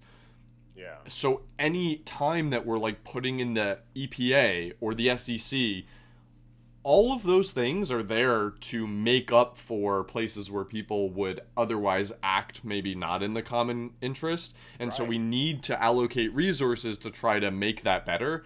And that's a waste, because those resources could like go to fund just deep scientific research, like trying to push the needle on human existence. And that sucks. And the military is that way too on a global scale. Like if you look at it internationally, it's like, that's not actually advancing the common good for humans. It's trying to like exert our own interests across someone else's borders or vice versa. And it's an inefficiency. I agree. I don't know that I feel like it's a waste necessarily. I think it's a use of resources that like I feel like when you say waste, what you mean is like, it's unfortunate that that's where we're at, that we have to use our resources in that way. But I don't think of it as a waste, because the alternative, there aren't always better alternatives. I get that. So it's a waste. It's a harsh reality, or like an unfortunate consequence of human inability to like just do the right thing, so to speak. And I know that's an oversimplification, but. No. but my ideal society would be no government. Like I don't. Yeah, you just need to have like other forms of organization that are like less hierarchical and like people still get their needs met and stuff. I guess, yeah, I guess I wonder if like when we talk about the government's there to protect individual rights. I guess I wonder if like how idealistic that is because that's maybe like true on paper, but is that really true? I don't know. Not It seems today. like I mean, but even when the Constitution was written, like they owned slaves. Like they owned human beings, Mm-hmm. and like, so did they really care about individual rights? Like, I think so, yeah. I know it's fucked up. I know slavery debases a lot of the arguments around the legitimacy of like, wait a minute, wait. They were writing a Bill of Rights specifically to protect individuals from the overreaches of government, yet you had those very people owning slaves. I don't think that one invalidates the other. It certainly puts it on a lot shakier ground, but I don't yeah, think it totally removes it. Not to mention there were a shitload of I shouldn't say a shitload, numerous founding fathers that were heavily against slavery. Like some of those people were yes, thought leaders, not all of them. Most of them well, weren't. totally. And when I say they own slaves, I'm really not just trying to do like an ad hominem. You know what I mean? Like they own slaves, so what they did is wrong. I guess what I'm trying to say is like maybe instead of individual rights, they were more focused on property rights.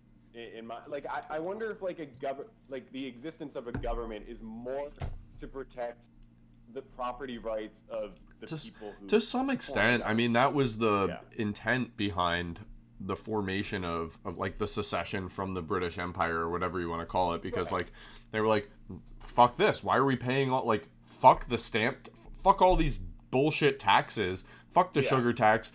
We're not paying you for stuff that you're not even doing anything for. So to some Yeah. extent, yeah, like the formation of the country was like what's ours is ours, hands off.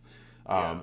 But I think that like the work that James Madison did around formation of some of these like really foundational ideas was not just like property rights. This is really like Yeah. social contract theory, like what is the balance of man in nature type stuff. That I think Yeah. goes well beyond just like my molasses belongs to me. Yeah, I agree. I guess I just wonder like you can only have one top priority, I think. And like if it's not if it's not individual rights, and there's so much evidence that like the people who were against slavery, like why was that not the consensus? Is because there had to be a first priority before that, like that really could bring together some sort of consensus, and it wasn't going to be hey, let's all give each other rights. It was going to be like what can we do to benefit us? I mean, which is reasonable. People want to benefit themselves. Um, but but yeah, I guess I wonder like, isn't that part of what a government always does in every society is protect primarily the rights of the powerful people and like only the powerless to prevent them from taking power. I would say Like, so. I would say in yeah, most governments, but the Western governmental system of like the Bill of Rights and then everything else stems from that is distinctly different. And all forms of government are flawed. I think the Western one is the least flawed if you just look at outcomes. what do you mean by Western one? I'm not sure I know what you mean exactly. I would say the United Like liberal States. democracy? I would say the United States, yeah, like liberal Yeah. democracy or like like liberalism, which Yeah. Europe seems to have largely adopted, but its own brand. Is Hmm. Chalky Beats talking about in vitro fertilization? Is that what I see No. there? No, they must be saying Maybe they mean the word if. yeah, like they're saying like if. Also, the reps are supposed to do what? Okay, I have to pee. I'll be right back. What? All right, I'll do the same.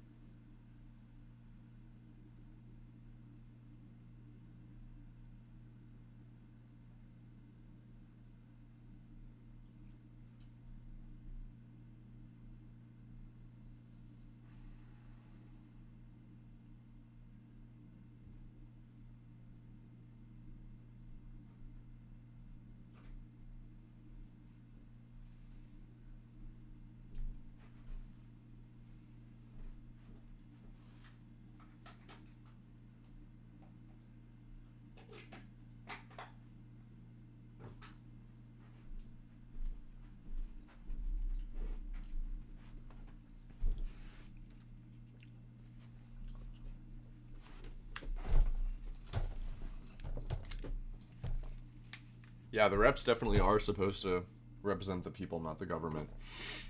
That's for damn sure. But we might need that less and less as direct democracy becomes a more feasible thing, because at the advent of, like, I guess just cell phones, or the ability to represent your own beliefs in some sort of aggregated way is possible now in a way that it wasn't when people had to travel by horse around the country. You like, it was really the reason we had delegates mainly was like, it's just not feasible to get everyone's opinion. Otherwise, like, put everyone in a big convention, let's vote on shit. I believe they would have done that in more of a direct democracy type way, but it's not practical. People couldn't just, like, leave their farms for weeks on end just to go vote on every issue.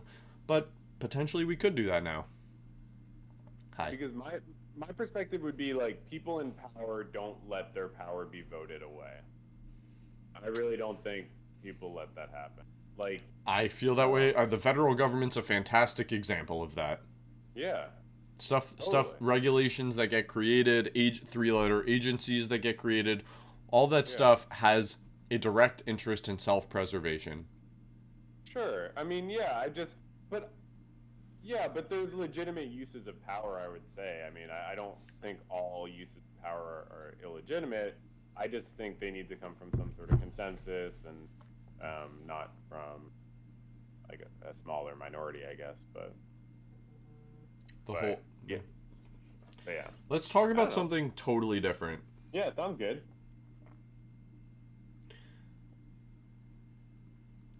Let's think about. Let's see. Let's thumb through hottest political topics right now. We could see if we do diverge on the gun issues at all. Yeah, I'd be happy to. I don't know what to say about it, honestly. I don't know what's gonna help the situation. I don't think it's a mental health issue primarily. I think a mix of a lot of issues. Yeah. I think the reason you hear a lot of maybe, like, bad takes on guns, it's like everybody's sort of like, what the hell do we do? Intractable issue. It's a fun one, that's for damn sure. Not the easiest to talk to people about. I mean, this whole recent school shooting is so much more disturbing because of the whole cops. Dude, what the fuck?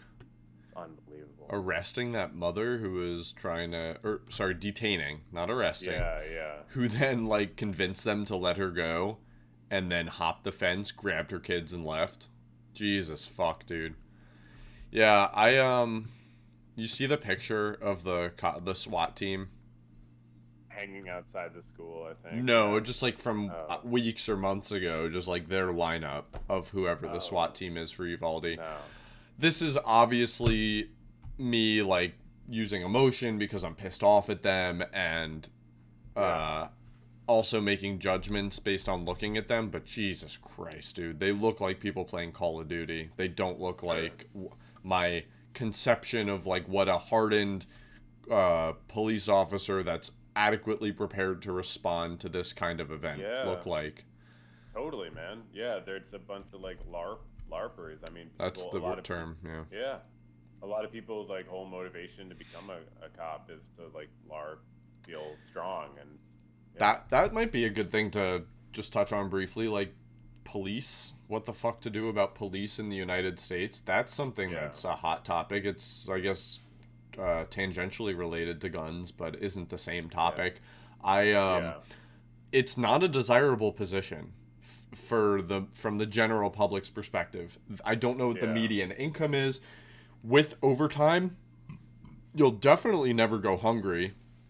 You'll live like a solid upper middle class life if you invest your money well and, like, take full advantage of the benefits and stuff. Like, it's a solid job.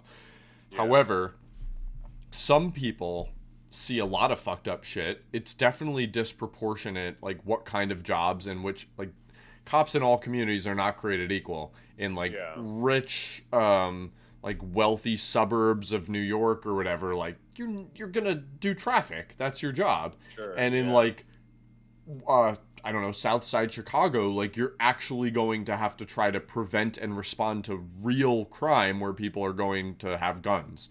And Yeah. it's just like two totally different existences. They're undertrained on average. They are, Yeah. on average, out of shape. They are incentivized to protect each other. They are insulated from a lot of their own wrongdoing. I think their whole incentive structure is fucked up. They're Yeah. underpaid, so it's like this job that only makes sense to take on from an individual's choice perspective if you put a huge premium on having mortal power over your fellow civilian. And that's fucked. That's Yeah. not going to produce desirable outcomes. I totally agree. Yeah.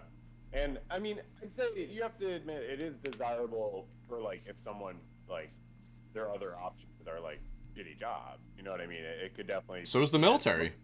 yeah, yeah, yeah, exactly, much more stable.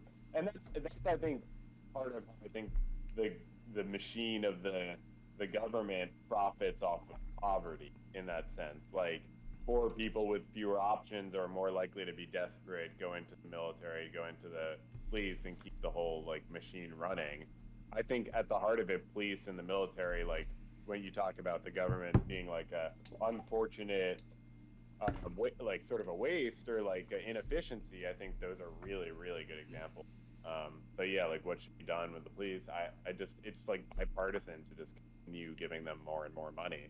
And I think that's really interesting. I yeah, money is part of the discussion, but the Yeah.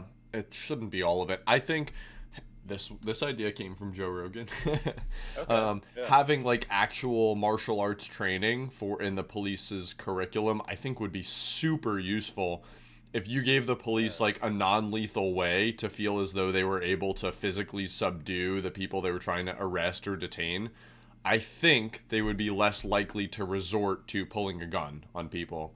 Oh, they get non-lethal restraining training. I got that as a social. Yeah, Like, but like not good, not yeah, enough. they're not martial arts trained, but like they didn't stop this shooter because they That's didn't care separate. enough. That's totally separate. Yeah, yeah, but in a lot of situations, they they don't they don't prevent bad things from happening for reasons well beyond their training. It's like the structure of something we can't. It's like a band-aid. We can't expect them to stop crime from happening or even to show up like on time when they don't care about that neighborhood. You know what I I mean? don't totally agree with that. I think there's an element to that of like they don't necessarily feel a sense of being like I, I wish that they were looked at as like community officers that also carry guns and can stop violence from happening, but they're not. They're like looked at, in my opinion, as like violent security guards that will threaten you and whatnot. And I've like, Yeah. yeah, on I don't average, think cops should carry guns, I honestly. know that. I know that you Yeah, and think I think that. martial arts training could be a really good, like, way to do that. Like, yeah, just get trained in martial arts because you don't get to carry a gun anymore. Great, I'd be a huge fan. Yeah, Yeah. I definitely don't agree with that.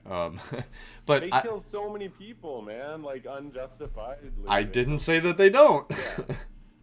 Yeah, I yeah. did I not know. say I'm that they not saying don't. you. Yeah, I'm not saying you. He was saying that, but yeah, it just. I, They and definitely whatever physical training that they receive is certainly inadequate, 100% inadequate. yeah, I just think that's like the main. I don't think that's like one of the top issues necessarily with because like yeah, sure, give them better training, but it's like we have them as an institution for things they can't possibly stop or solve. And Okay, you made a point around like they like there's other reasons why they wouldn't go into a school like in Uvalde for that example. I think training really is one of the core problems of the issue. If you looked at, for example, like for whatever reason, if you had one of the special forces units of the military in that exact same scenario, do they hesitate to go in? the, probably not, but how much is it worth having special force level people available in every neighborhood? Yeah, Yeah, probably not. My point was just like yeah, yeah. There's an training impact, sure. can Yeah, like I think that the people who are in that sort of position where they've trained for this for years and they're an extremely effective tool, they want to do it. Like, they're For not like, sure. oh, I don't want to go in. Like, For they sure. feel like this is their sense of purpose. They derive a lot of fulfillment and pride out of protecting weak from For and vulnerable sure. from. Yeah, It's a chance to be a hero. Many people would want that. Yeah, 100%. And I think training them more is good, for sure, for sure. I mean, the question is like, how, like, it sucks, dude, because we could have amazing special forces on every corner, and like, people, well, okay, whatever. I don't need to go to some extreme like that. The point is, these shootings, these murderers, they can do this. Like, this is such an easy thing to carry out. yeah, Like, yeah. It's and not that especially, hard. yeah, especially because they don't care if they live or die quite often, and so it's really, really easy to just. I used in my office I used to work at. Well, sometimes they would cross, like, someone could come in here with a And gun, just shoot you. Yeah, yeah, and all shoot a bunch of people. And what do you do about that? Because that's such a deeper issue. Like, yeah, it the cops is. could be better. Yeah, and like, it's honestly, I have no answer. There's Like, no no one good does. answer. Freedom, Yeah, no one has. or like the way to like, I guess rationalize it, or like to go to sleep with like a slightly more quieted head about it, is that freedom is unsafe. Like, freedom carries a certain level of risk with it. There's a certain level of violence in society that will be more successful, like derangement and people who are not adjusted to society will be able to abuse that freedom to enact violence on unsuspecting victims. And that's a horrible cost of freedom that I don't think you can decouple. I am We're just, happy to yeah, talk about like ways to do it because I yeah, would like to, but I don't for know that sure. that's something that you can ever remove. I've always thought, by the way, I know this, like, there's probably a good comedy skit to be like to be done about this that would be a more apt way of describing this sentiment, but like, Yeah, you go in with like multiple different firearms, as much ammunition as you can carry, body armor, and you get to surprise assault a school full of children, and the best you can do is like 19. Like, what a fucking like inadequate piece of shit. Like, I don't know. I guess I've always thought like it's pathetic. Like, this is your dying wish, I guess, to be remembered, and like you're literally going against unarmed school children, and yeah, you can do a whole classroom, and that's not like yeah. a Well, I didn't challenge, read. just to be I don't know clear. why that is. Like, I assumed everybody locks doors, right? So he's like in just one classroom. But let me ask you this: why do you think it's like 95% men doing Men are mass more, yeah. Your friend Jordan Peterson would have lots to say about this that you may or may What do not you think agree it with. is? Like, you think I it's a kind of want to natural, draw it. like a Oh, go ahead. natural aggression? I think that's part. Yeah, I really do think that's. Um, I don't think natural aggression is the only thing that causes people to do this. Yeah, But yeah, if you look at like the distribution of all people, let's just yeah, assume it's a nice bell curve, and you map like aggression on that bell curve, yeah, right? yeah, Now let's split it up by men and women. I'm going to put men here, and I'm going to shift it just a little bit here for women. The yeah. only people doing these kind of things are extremely violent or have violent tendencies, Right, right, on top of a lot of other stuff. They don't integrate well into society. If you look at right. that tail of the distribution, 99% of them are men. You know what I bet you could do, and I'm just speculating, but I bet you could find you do some aggression tests, right? You Mm-hmm. test people's aggression levels just like you would do for something like to figure out the statistics, you're referring to. And you find men and women with the exact same high levels of aggression. I guarantee you this wouldn't work for a study, but the men are more likely to commit a mass shooting. I would still believe that. And I think there are factors that go beyond natural aggression differences, and I'm sure you would agree that there are some factors. I just wonder, like, what they are, and like, why does our culture I think you have to admit that some aspects of like something in American society influences men and boys. Yeah, we have a good Yeah. thing in the chat here. I think this is a solid Yeah. point. Mental health issues caused by emotional suppression. I think it's possible that men are more likely to like internalize in an unhealthy way bad feelings or mental health Yeah. issues in a way that maybe women are not immune from, but less likely to. I This think is that's a solid yeah. theory. That's a good point. That's what people are talking about a lot of times when they talk about how patriarchy affects men. The That's patriarchy. toxic masculinity. Yes. No, dude, you are literally talking about toxic masculinity. You know that. That's exactly what you're referring to. Like Yeah. the idea yeah. Sorry. Go Like ahead. toxic masculinity as it affects men because people can talk about how it affects other people. But yeah, this is the cornerstone of toxic masculinity and how it affects men. You use the word internalize, and I don't think you meant it in the exact sense I understood it. But it's almost the opposite, where men don't know how to Oh, internalize so they things. externalize it? Yeah, so they externalize, and that's why you get aggression that comes outwards, Yeah, and maybe. women are more likely to potentially be have self judgment or like So more what do we do internal. about that? Well, so it's a lot of it comes from so many different factors. You know how like Yeah, the thing is like the best way to stop a bad guy with a gun is a good guy with a gun. I think sure. the best way to stop toxic masculinity is with strong good masculinity. I agree. Like Yeah, I don't know, a father figure that exudes all of the positive qualities that men ought to, I think is sure. the best way to combat that. What Yeah, it's a positive male role models is very, very important. I yeah. would say The masculinity in a healthy way is what differentiates a man from a boy, Yeah, I agree with rather that. than a man from a woman, in my opinion. That's I my think that's understanding a of good masculinity. definition. I like Yeah, that.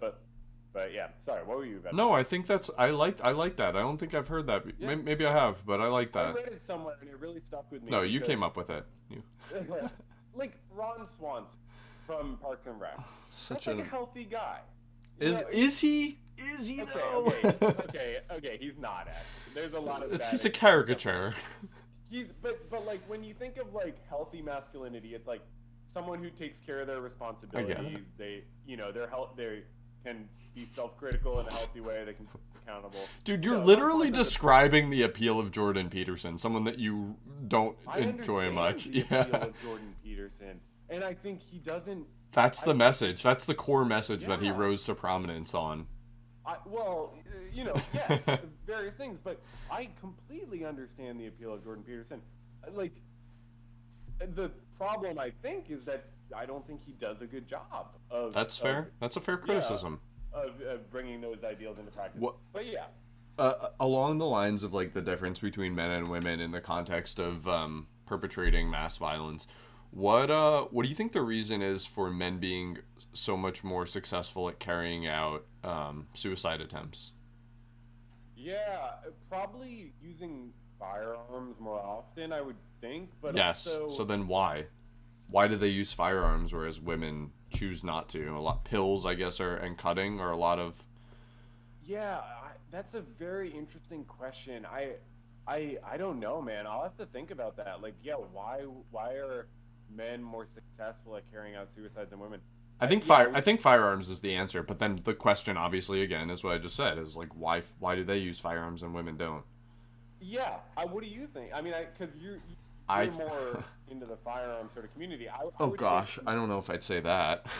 more than I am. I like a little bit more about I think the culture around I firearms than I I do. do. Yeah. Yeah, sure. I just want to draw a distinction of like I'm not a You dual wield your guns everywhere you go.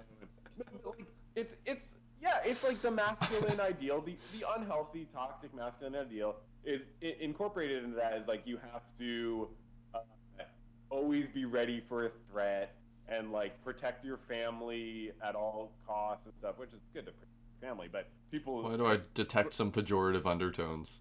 people overestimate the threats that they have to protect their family from and stuff like that. So I don't know. I mean, there's clearly something about how There's we understand masculinity that makes men feel like they need to own guns much more than women do.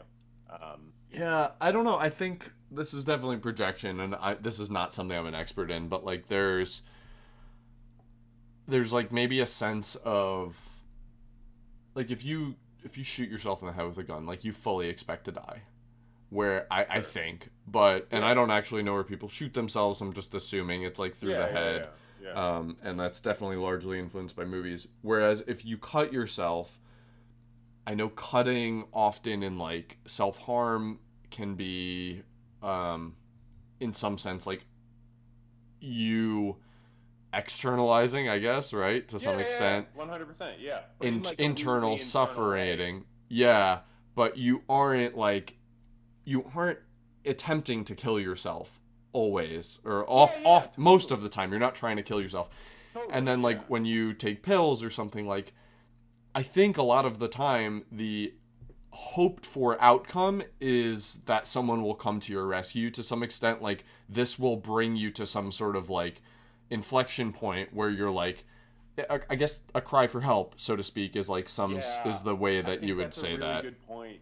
Yeah, and I always like to say like wanting attention, crying for help does not invalidate the thing, which I Of know you're course not saying not. it does. No, no, no. Yeah, But yeah, it's like yeah, it's like your mind's last ditch effort of like I need help with this. I'm at my breaking point. I don't really think I want to die, or there's a part of myself yeah. that still wants to live. And maybe men are able to quiet that part of themselves slightly more successfully. I don't know. What came to my mind as you were explaining it is like it's part of toxic masculinity is to have a hard time asking for help. Yeah, And so maybe I would agree men, with that. yeah, men are like less likely to even believe someone can help them, probably. I would be interested in finding out likelihood of a second suicide attempt for the different genders. Like, how often does someone after a failed suicide attempt try again? Hmm. Is it higher for one gender than That's another? interesting. Suicide recidivism. We got to study it. But no, these are really interesting questions because yeah, because suicidality definitely plays into mass shootings in a significant way. When you don't give a shit if you live or die, you're more likely to carry out a mass shooting like this. But it's wild. Yeah, it's like, what do you do? I mean, look, this guy who did this recent one at the school. I don't think he should have been able to buy a gun right after his 18th birthday. He turned 18. He bought two guns, and that week, right? If you, I don't, did you read that? Because I believe he bought his gun Yeah, that week. I'm cool Yeah. with Ben Shapiro's prescription around that age stuff. I'm okay with raising the age. I'm Yeah. totally cool with bumping it up a few years. He's Yeah. he's more of the Yeah. opinion like what bump it up to like 27 or something like Is that that. what Ben Shapiro said? Yeah, Oh he's like wow. because there's like more data coming in on like your brain not being fully Oh, cognitively I developed think till you're that's like good. Yeah. 25 or above. But he says that it should come with the catch of you shouldn't be able to or have to serve in the military if you can't buy a gun. Like that doesn't make sense. So You shouldn't be able to serve in the military if you can't buy a gun. yeah, Like if you've been like accused or if you've done like domestic no, violence. like age wise, like those Oh, yeah, yeah. ages should be the same.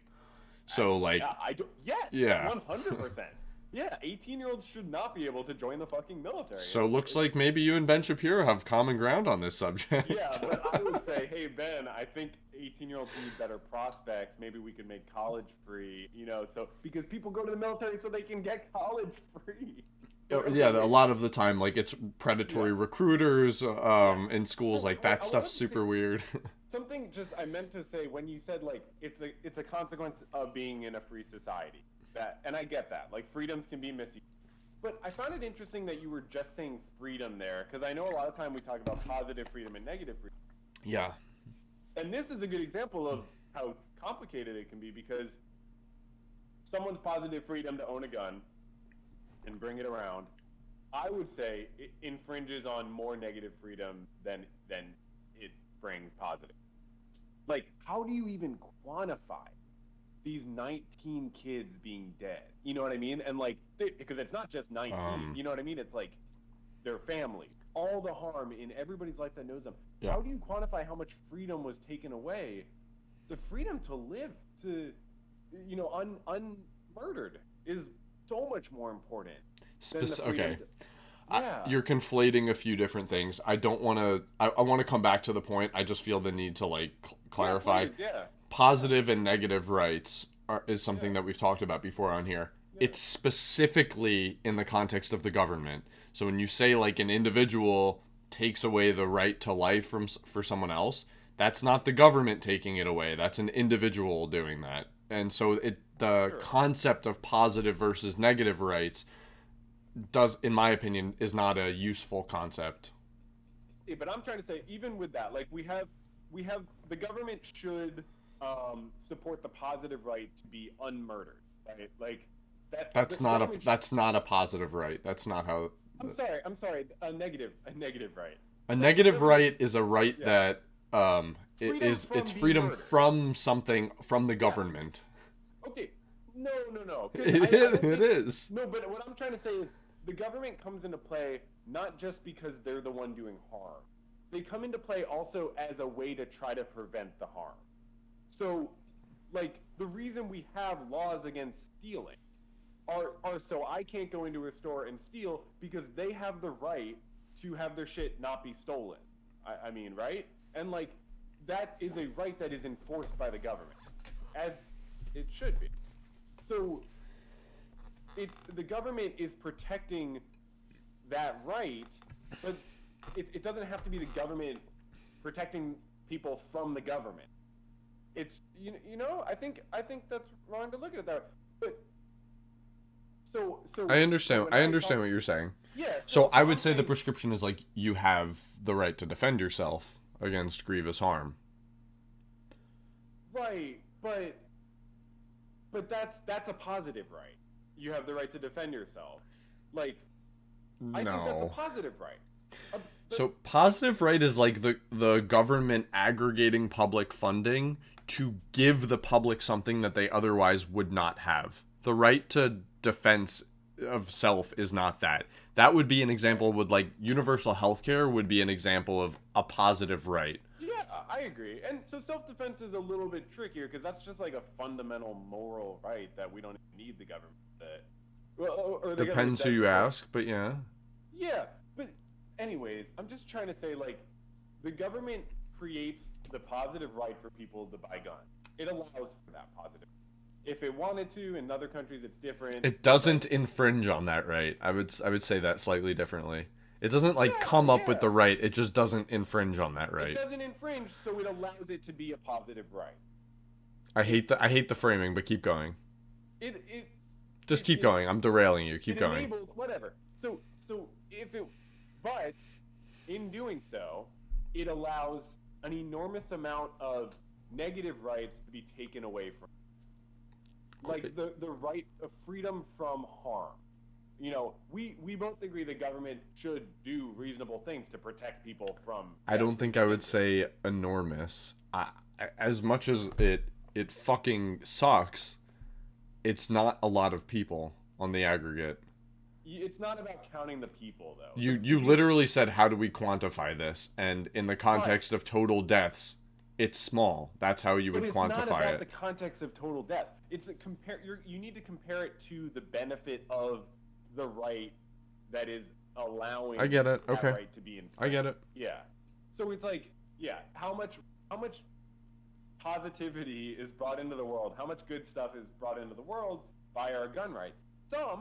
Some for sure. I'm not against guns like all I at get all. it. I get Yeah, it. but how much negative stuff is brought into the world? I don't know. It's not a simple calculation, but It's but moot. I yeah, get what you're saying. I think it's yeah. moot, but Why is it moot? it's I'll go right back to that. Okay. The positive benefit to not having the government infringe on your rights would be preventing a tyrannical government. I mean that's it. That's the entire positive benefit is our government is less likely to tilt towards tyranny. That's it. I don't think that that's a present enough like fact. I totally disagree. When you're thinking about, but like, so what forms of gun ownership prevent tyranny and what forms don't? all forms of gun ownership, especially those of rifles, deter the government from tyranny. To an extent that justifies any negative externality? Maybe not. Well, that's the question. I mean, we have the line drawn somewhere. You currently can't own ballistic missiles, as far as I know. Yeah. You can't own cluster bombs. You can't own a fighter jet that has like payload capability. So there are limitations on what I would qualify as arms. We've just kind of like drawn it at small arms. Yeah. And for most people, yeah, pretty much just for like anyone except for rich people, we've drawn that at semi-automatic. Um, yeah. Right. Right, and I guess, I think laws have to change as technology. And yeah, I just think the gun thing is, and the mass shooting thing in particular, is such a crazy political thing because everyone agrees on the end goal. Like, I was talking about this with my dad. I made him laugh. I was like, it's not like there's some think tank that's like, actually, mass shootings provide a lot of positives to the. It's like there's like no one who likes mass shooting. Yeah, we all start from the same like goal of Yeah. like we don't want this. And we can't accomplish it. And it's like, like, what do you think would happen if there was like huge mass shootings every single day in the United States? What if there were like 5? They 10? would probably station the military at all of the schools for the time being. What if it was everywhere? Like, Yeah, not they even would just do it at schools. all of the schools. Oh, all over? Well, yeah, like there were It 5 or 10. Look at what Israel Yeah. does, I would say. I think people would start to carry a lot more. So like Wow. in Israel, Scary. there are a lot more attempted mass killings than in the United States, at least on a per capita basis. Okay. No, you don't buy it. Okay. I won't rule it out. I haven't looked at the evidence. So But Israel is a heavily armed population. Oh, They've all I served know in the that. military except Yeah. for like the Yeah. Hasidics. Yeah. And it's encouraged for the population to carry firearms on them in public for this very reason. And I guess I'm going based off of like years of anecdotal evidence of reading news reports, but I've read so many of like this guy started stabbing people and it was ended within a few seconds from someone shooting him, like a random civilian just shooting him. I think that's Yeah. what you would end up with is like people would start to take their own gun rights more seriously. Gun culture would expand to kind of consume the entire United States instead of just being like the conservative subset right now and some liberals. Everyone would be like, well, fuck this. Like, I guess I have to have a gun on me at all times in case this stuff happens to me. I think that's what would happen. It would just become normalized for everyone to have a gun so that if and when a mass shooting started to transpire around you, at least you would have some agency in the situation. That's what I think would happen. That just seems like a Mad Max like Yeah, apocalypse. basically. It would Yeah. be, it would, I mean, everyone would be like used to it, right? You don't, I wouldn't characterize Israel as that, but there's a shitload of people walking around with guns there. When I've been there, for example, there's Yeah. it's like at first it's culture shock when you see like armed like military all over the place, everywhere in the densely populated city areas, almost all streets. Like you won't go more than a couple blocks without seeing a couple guys fully armed, ready for an armed confrontation, and then you start to get used to it. It feels Mad Maxy at the beginning, and then you're like, okay, you adapt. I think we adapt to that because we're American. And I think that if you're Palestinian or like anyone who, I don't know, probably from a lot of different countries, I think you probably don't get used to it. Like if you're, I think you just feel like that's really weird. And I can say like, as someone who like doesn't like guns that much, I didn't get used to it. Like it's like, this is fucked up. There's soldiers everywhere. But beyond that, like, I think to me, what it says to have a society like that is that something's wrong. And for Israel and the U.S., but it's like they're not, they're sort of like an apartheid. I would honestly, I literally don't think they Um, I would I say don't think they get. the settlements I Yeah, would say qualify to some extent as yeah. apartheid. But the way that the settlements are like encouraged by the like extreme right wing government, and um like that the civilians having guns in Israel is like not a good in my opinion. And like there is like a Mad Max situation where people, yeah, you go to this form a settlement and someone comes to your place and you shoot them and like the government's going to support you. Anyways, I don't know. I think like guns are a YouTube video where I talk about guns. They're like a symptom of like deeper issues. So to I me, don't know. I don't think I agree. I love the well, aspect. you're saying you agree because I'm saying there's this slightly deeper issue of shootings and what could be done about it, and it's people having guns. But does that even solve the issue, or does it just show that It there's such a deep issue? minimizes it. I would say that that kind of Do you think it would minimize it? yeah, I do. Okay, so you think that would work, like if we get to that type of. Yeah, I do. I Okay, yeah, I actually do. and okay, is it the best way to achieve the goal? Do you think, or because to me that just seems like nightmarish, and like for someone who doesn't want government tyranny, there are now like paid government like soldiers on every in more and more like to supervise like That's not well, hold on. That's not what I was I mean wait private citizens you were carrying. talking about a mix of it, so you would think it's mostly on private citizens. Oh, 100%. Yeah. I don't That's mean government installed nightmarish. like yeah. Because you were talking about the people who would want to become cops. Who are the people who would want to become these vigilantes? I don't know, man. You proposed you're moving the goalposts a little bit, or you're like Okay. reframing the scenario. You said, what if there were like 10 mass shootings every Right. day, Yeah, yeah. all over the place, not just schools, like every Yeah, yeah, supermarket, yeah. every Because people would just start carrying guns around with them all the time. well, currently we have like close to one a day. If I've read this correctly, I think we've actually had over like 200 in If you this year. it's a yeah, it's a I think it's a poor characterization. Like it's a pretty arbitrary thing to say anytime four or more people are shot, not including the shooter, that's a mass Yeah. shooting. Sure. Because I think what we were originally talking about was like specifically deranged lone gunman goes and shoots up a bunch of vulnerable people. Right. But yeah. It's I know, yeah, it's like a Venn diagram, but I don't see like they're not all the same. They're not all the same.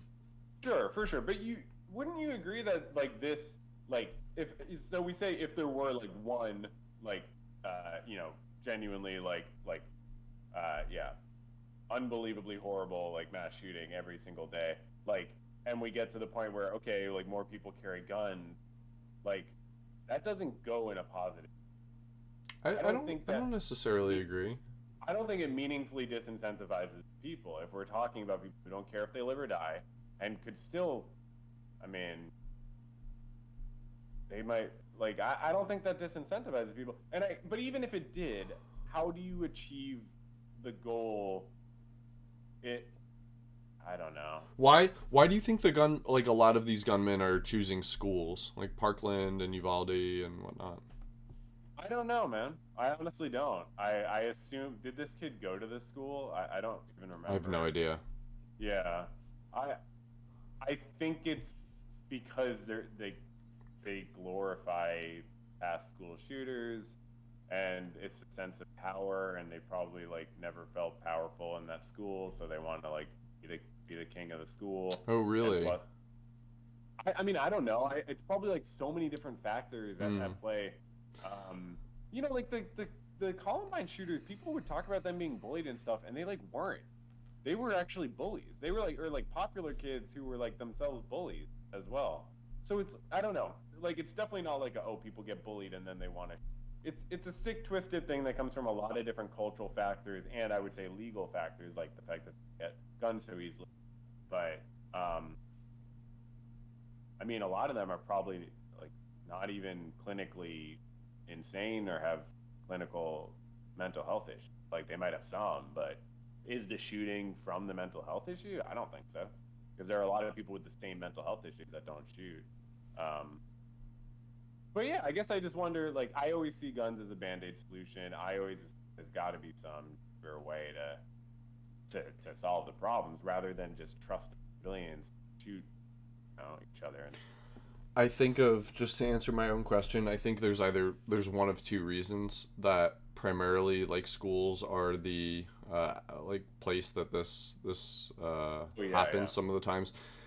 Most it's like the most horrible thing you could think of is like innocent school children, so they intentionally are yeah, doing that for the shock factor. Whereas if right, they like did like the Dexter style, like I'm only gonna kill serial killers, and they like shot a bunch right, of inmates that were convicted felons or something. sure, Like, for example, like the prison like justice system of like, oh my god, look at how many inmates are of the victim of violence from at the hands right. of other inmates. Like no one that doesn't get public sympathy. Or dying from COVID or all this other shit, and Yeah, it's they're inmates. They're absolutely inmates. horrifying.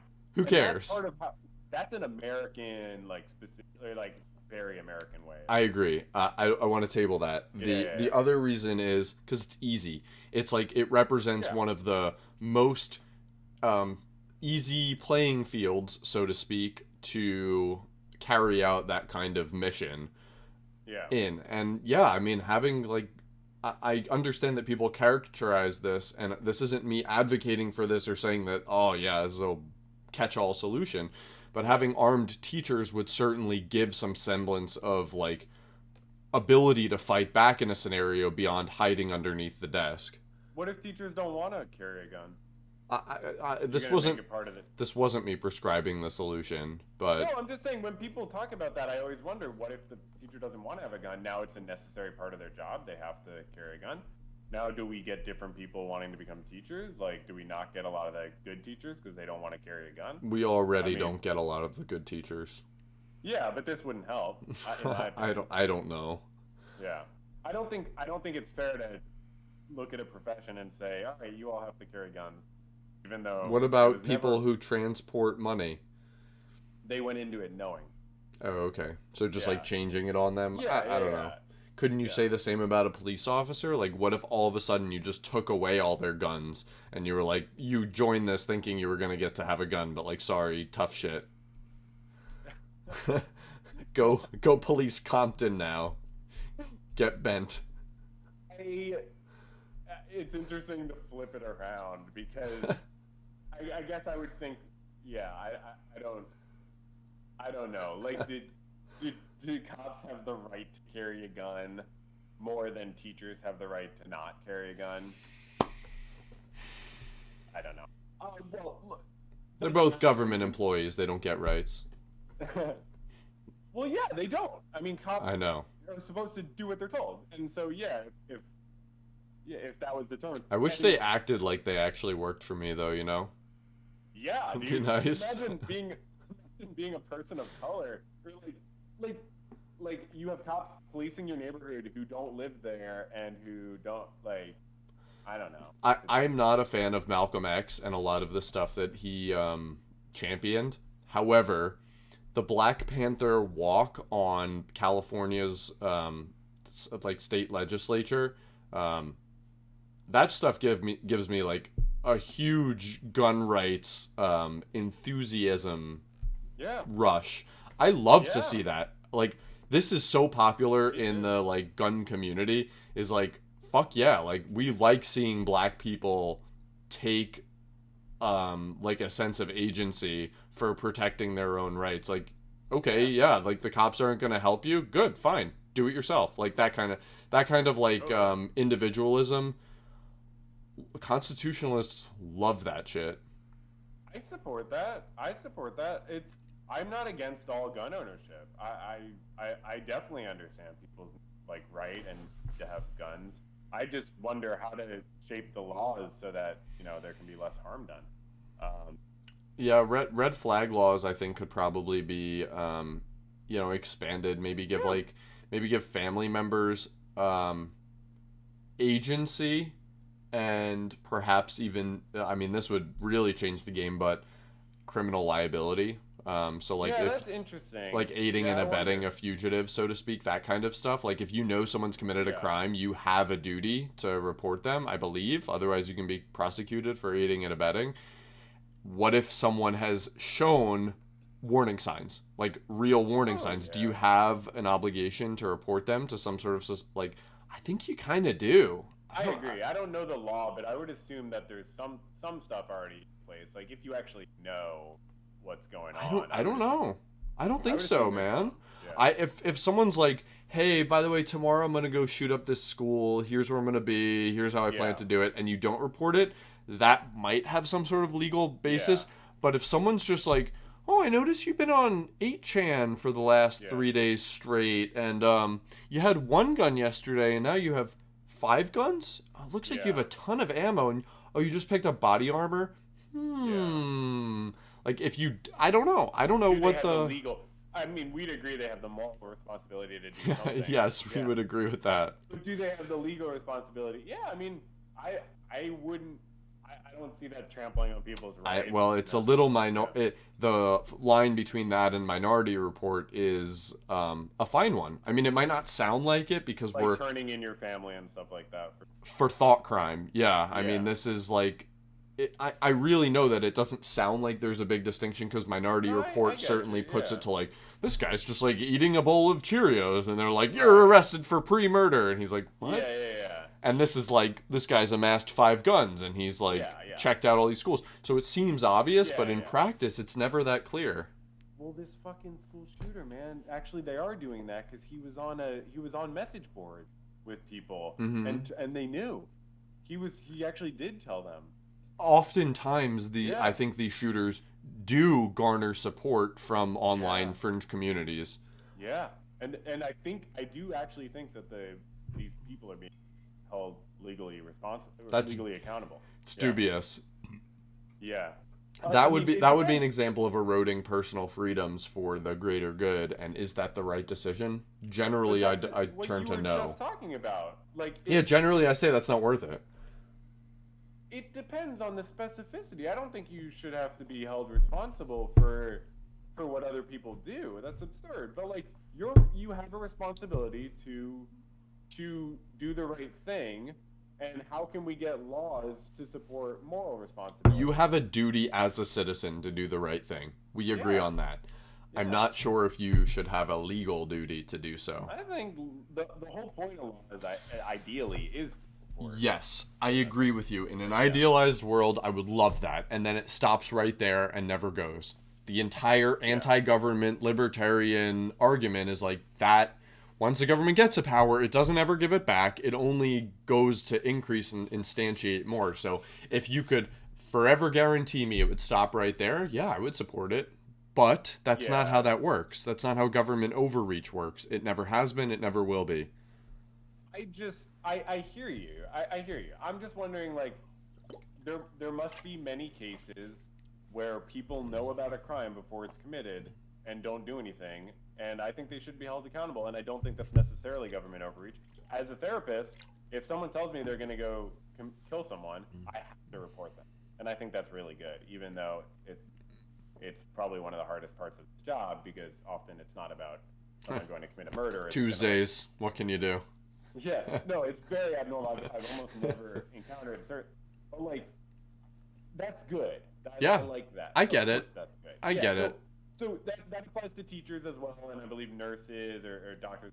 So how much should it extend to the average person? I mean, yeah, I think there's a something to be said for it. I don't know. People have to, because it's just one of the many tools we have for this really hard problem.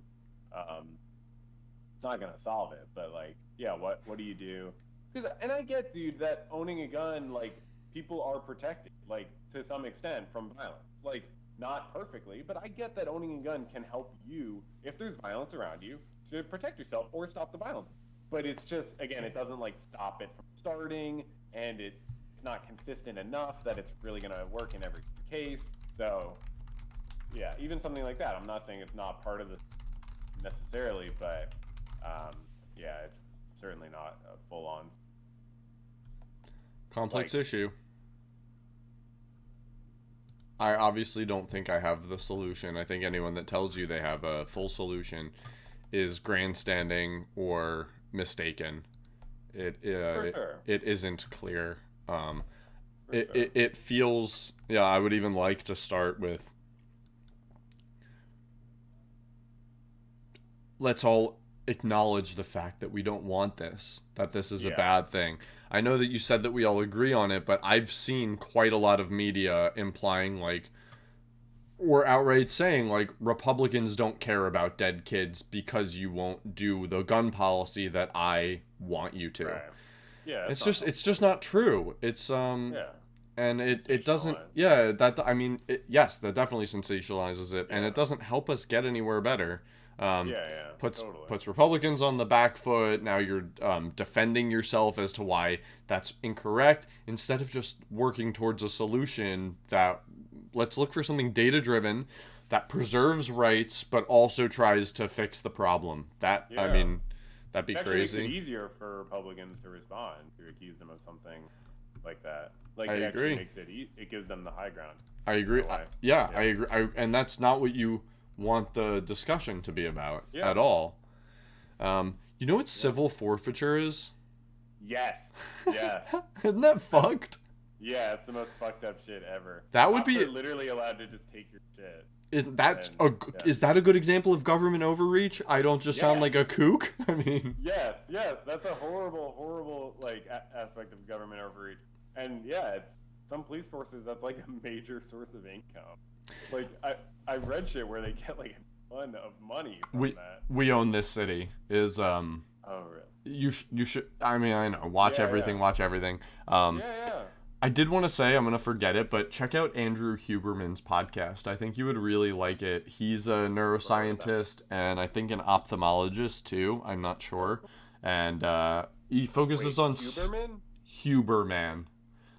He focuses a lot on sleep, but really just like, I guess I'd qualify it as like mental health hacks using science. Cool. Yeah. Anyway, it's really interesting. He talks a lot about like specific neural pathways that are like being activated when you do X or Y. I really want to like talk to you about it because I think that you'd have a fantastic perspective on it.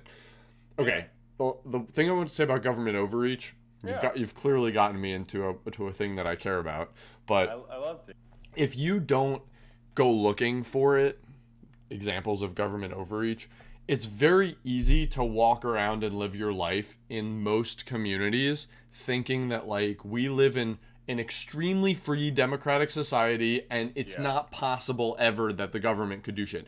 Then go looking for like examples of where stuff has happened. Prism, the stuff that Snowden with the NSA showed, the Patriot Act, qualified immunity, civil forfeiture, and you start going like, so they've been planting drugs on people for decades. If you look for it, there's a shitload of examples where you're like, it really wouldn't take too much to just tip the scales over here. All it would take would be some sort of like Reichstag fire. I don't know if I'm saying that right.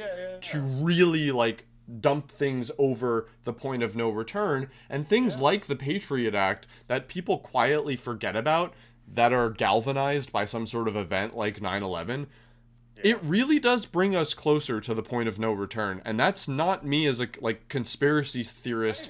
I agree. That stuff matters.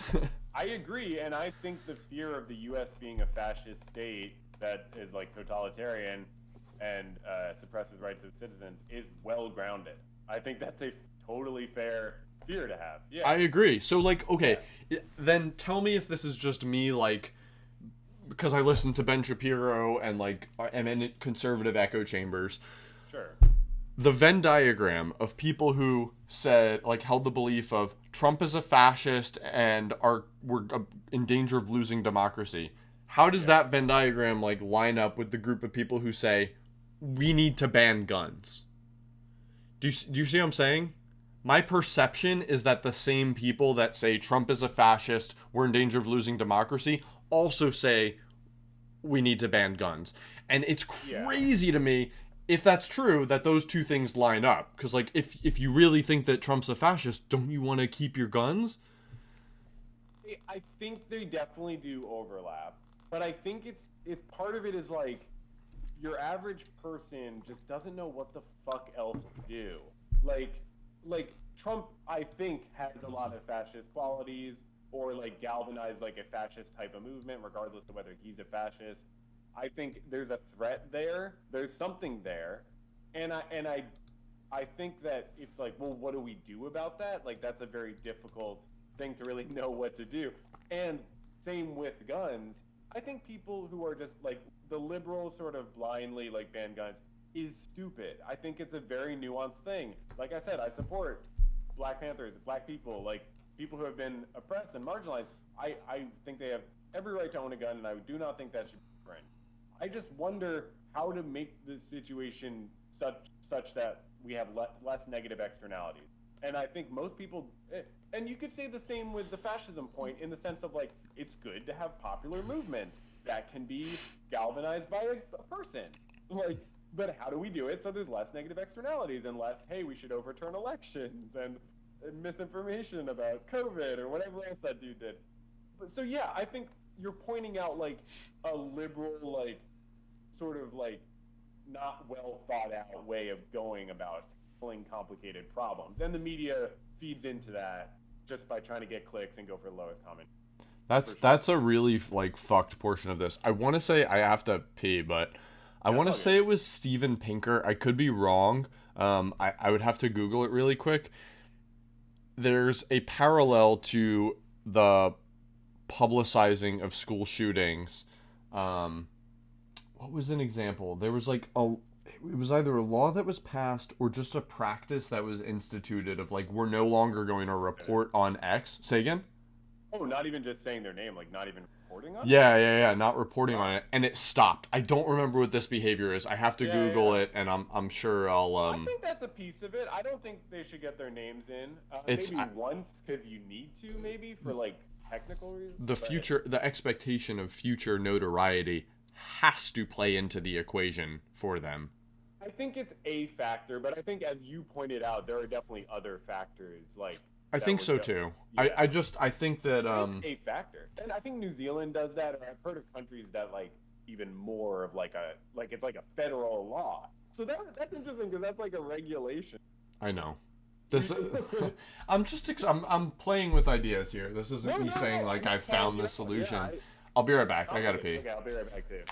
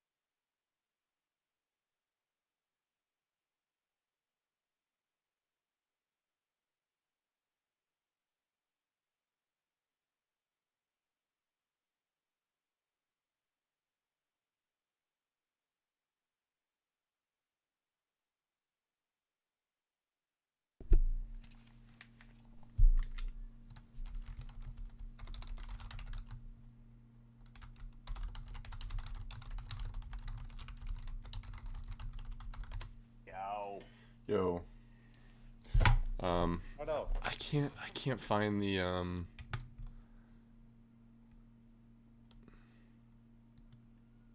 can't find it, but maybe later. I know it's like a last ditch effort for a lot of I would say like conventionally losers, like people who haven't succeeded in a lot of different aspects of life, find this as a way to perhaps leave a mark, might be some aspect of it. And that would explain like a lot of the younger male shooters. It wouldn't explain the Las Vegas shooter, but I don't even. What was the deal with that? Like, I feel like there was no one still a knows. lot- Yeah. Like still no one knows. He was like a multimillionaire, was in his 50s or 60s. And it was a conservative event, right? It wasn't a liberal event. It was like a music festival. But did it skew one way? It was like it did. Okay, I don't- like, was it even him killing his political enemy type of? I don't think it was that. He was 64. Yeah. Um. Yeah, it is interesting that it's so rarely an older. Route 91 Harvest Festival. I don't know if that's conservative or not, but yeah, like Whatever. My understanding is that like no one really understood motive. Like it didn't fit into any of the existing narratives of the previous shooters, and it's really interesting. You can still say like someone wanting to feel a sense of power and control. But my whole thing is like, even if it was just this chaotic, no motive, like fucking crazy shit, there will always be many who could act in that way. Even if it has no motive. Like, yeah. It's like there will always be people who have whatever weird non-motive he has. And how do we try to control those people? Because, yeah, you have the Buffalo shooter who was all great replacement. Like, he hated black people and thought the Jews were doing this and that. That's like, oh, okay, that's a coherent ideology that I can read about and learn about. You have the fucking manifesto. You can, but yeah, a lot of the times it's just like, and even in those cases, you can say, well, there will always be people who believe those things too. So how do we prevent them from killing a lot of people? But yeah, I think it's the same. Even if there's no coherent motive, it's like there will always be people with that situation. How do you stifle there? Can we talk on one more topic, and then I think I'm gonna go for a bike ride while it's still nice out. Yeah, totally. The NBA. You like the NBA? I think there's playoffs going on right now. You were watching them the other day. Golden State Warriors, Boston Celtics, 2-2. Oh, really? And it's a really good. They play best of 7, right? Yeah, it's a great series. The Celtics never make the finals. Yeah, super fun to watch. I see. Yeah, Golden State Warriors are my too. They're your team? Yeah, I watch them most. So aren't they still the front runners? Is that like bandwagoning?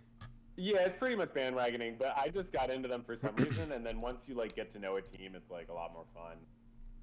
But yeah, I didn't consciously bandwagon. I was just like, I think I like Steph Curry, and I was like, I don't like him. Is he still the best player? Well, maybe not the best player, but yeah, up there. He doesn't get MVP necessarily as much because I don't know, there are some other amazing players, obviously.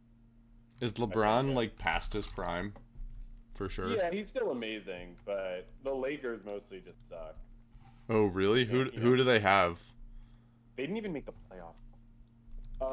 It's crazy. I couldn't have even told you that he was on the Lakers. Sorry, go ahead. Yeah, that's all good. Yeah, they have what's his name? AD. Anthony Davis. And, I know who that is. He started on the Hornets or whatever, whatever that shitty team was. Yeah, you could be right. I don't know that much, but yeah, they have him, and they have a bunch of other. Oh yeah, they got Russell Westbrook this year, last year. He had a really bad knee injury that took him years to recover from. Westbrook, yeah. Yeah. When he was on the Bulls, I think. Was he on the Bulls? Okay, that sounds right. Yeah, I'm not 100. And not Anthony Davis was first round draft pick, I think, if I remember correctly. Wow. Yeah, he's a beast. He's got the unibrow, right? That's him? I'm thinking of the right guy. So, yeah. What I was gonna say was I'm on episode 4 of The Last Dance. Have you seen that? I never saw that. No. Is it good? You should definitely watch that.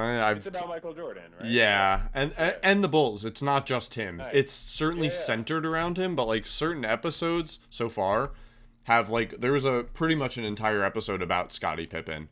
That's cool. more or less. So like it delves into like there's almost an entire episode on oh gosh, The don't help me. Yeah, the guy who went to North Korea. North Korea guy, Why can't I remember his Do name? you want me to tell you? Give me the first letter. D. Next letter. E. Dennis. Thank you, Dennis Rodman. Damn it. Yeah, Dennis Rodman. Thanks. Yeah, like it went into him, and it's really interesting to like understand the different interpersonal dynamics because like Yeah. certainly they show a bunch of really cool highlights, clutch plays, that kind of stuff, but it really is about the relationships and like the way people felt as it was all unfolding, and Yeah. I think it's really well done so far. Yeah, that sounds awesome. They also seem to have a lot of pretty unique footage that I don't think like locker room type stuff or like Yeah. yeah, just a lot of stuff that you wouldn't otherwise awesome. know. And then they show they'll like show Michael Jordan a recording of like another player that they interviewed, and they're like, here's what he had to say about this moment that you were just telling us about. What do you think? He's like, Wow, that's so cool. I think it's really well done. And I don't give a shit about professional sports at all. Yeah. That's And how you know it's good. Yeah. I'm really enjoying it. Yeah. Care about the involved. And, yeah.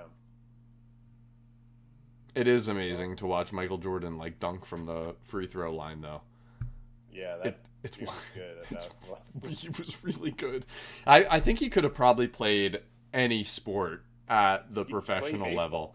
Wasn't he only like AAA or I think it might have been AAA. Yeah. I don't think he ever Everybody wants to say he played majors for a really short amount of maybe. time. But like Yeah. wouldn't you put him on your team just for the fame Like, how anyway? would you not? Yeah. Yeah. Like he can't play. Like even if he sucked, like come on. Even if he rode the bench or whatever, you'd be like, yeah, Yeah. Michael, like people are gonna tune in just to see it. That takes a lot of guts to switch to another sport. Or ego, however you want to put Yeah. it. Like he thinks he's good enough to, to just play a totally different sport. That's But dangerous for your ego. You know he was what I mean? competitive with golf too, Yeah. and Oh, yeah, gambling. Yeah, I remember that. It's just like honestly, him and his dad appear to have both been degenerate gamblers. There's like a theory that his dad was actually murdered over a gambling debt. Oh, I've heard that. I don't know. I don't know if it's true, but Yeah. Wild. anyway, how's the rest of your day looking? Fun? It's looking good, yeah. Might cut my hair. Might meet up with my sister for food. And yeah, just gonna chill out. Don't really have much else going on. Might try to work a little bit on this new Better Call Saul script. Just putting some ideas together. Gotcha. But yeah, you're gonna go for a bike ride, and then anything else you got going on? Yeah, no, I'll text you about the other stuff. Oh, cool. Sounds good. Sounds good. Well, great talking with you, man. This was a lot of fun as always. You too. It was Yeah. contentious. I felt like all of my priors were challenged, but we're still here at the end of the day. Thanks for Yeah, tuning yeah. in, listeners. Yeah. You all made the conversation even better. Yeah. That's true. We're getting an audience. All right. Sweet. Shall we? Sounds good. Well, I'll All talk right. to you soon, man. See you later. Bye-bye. Bye.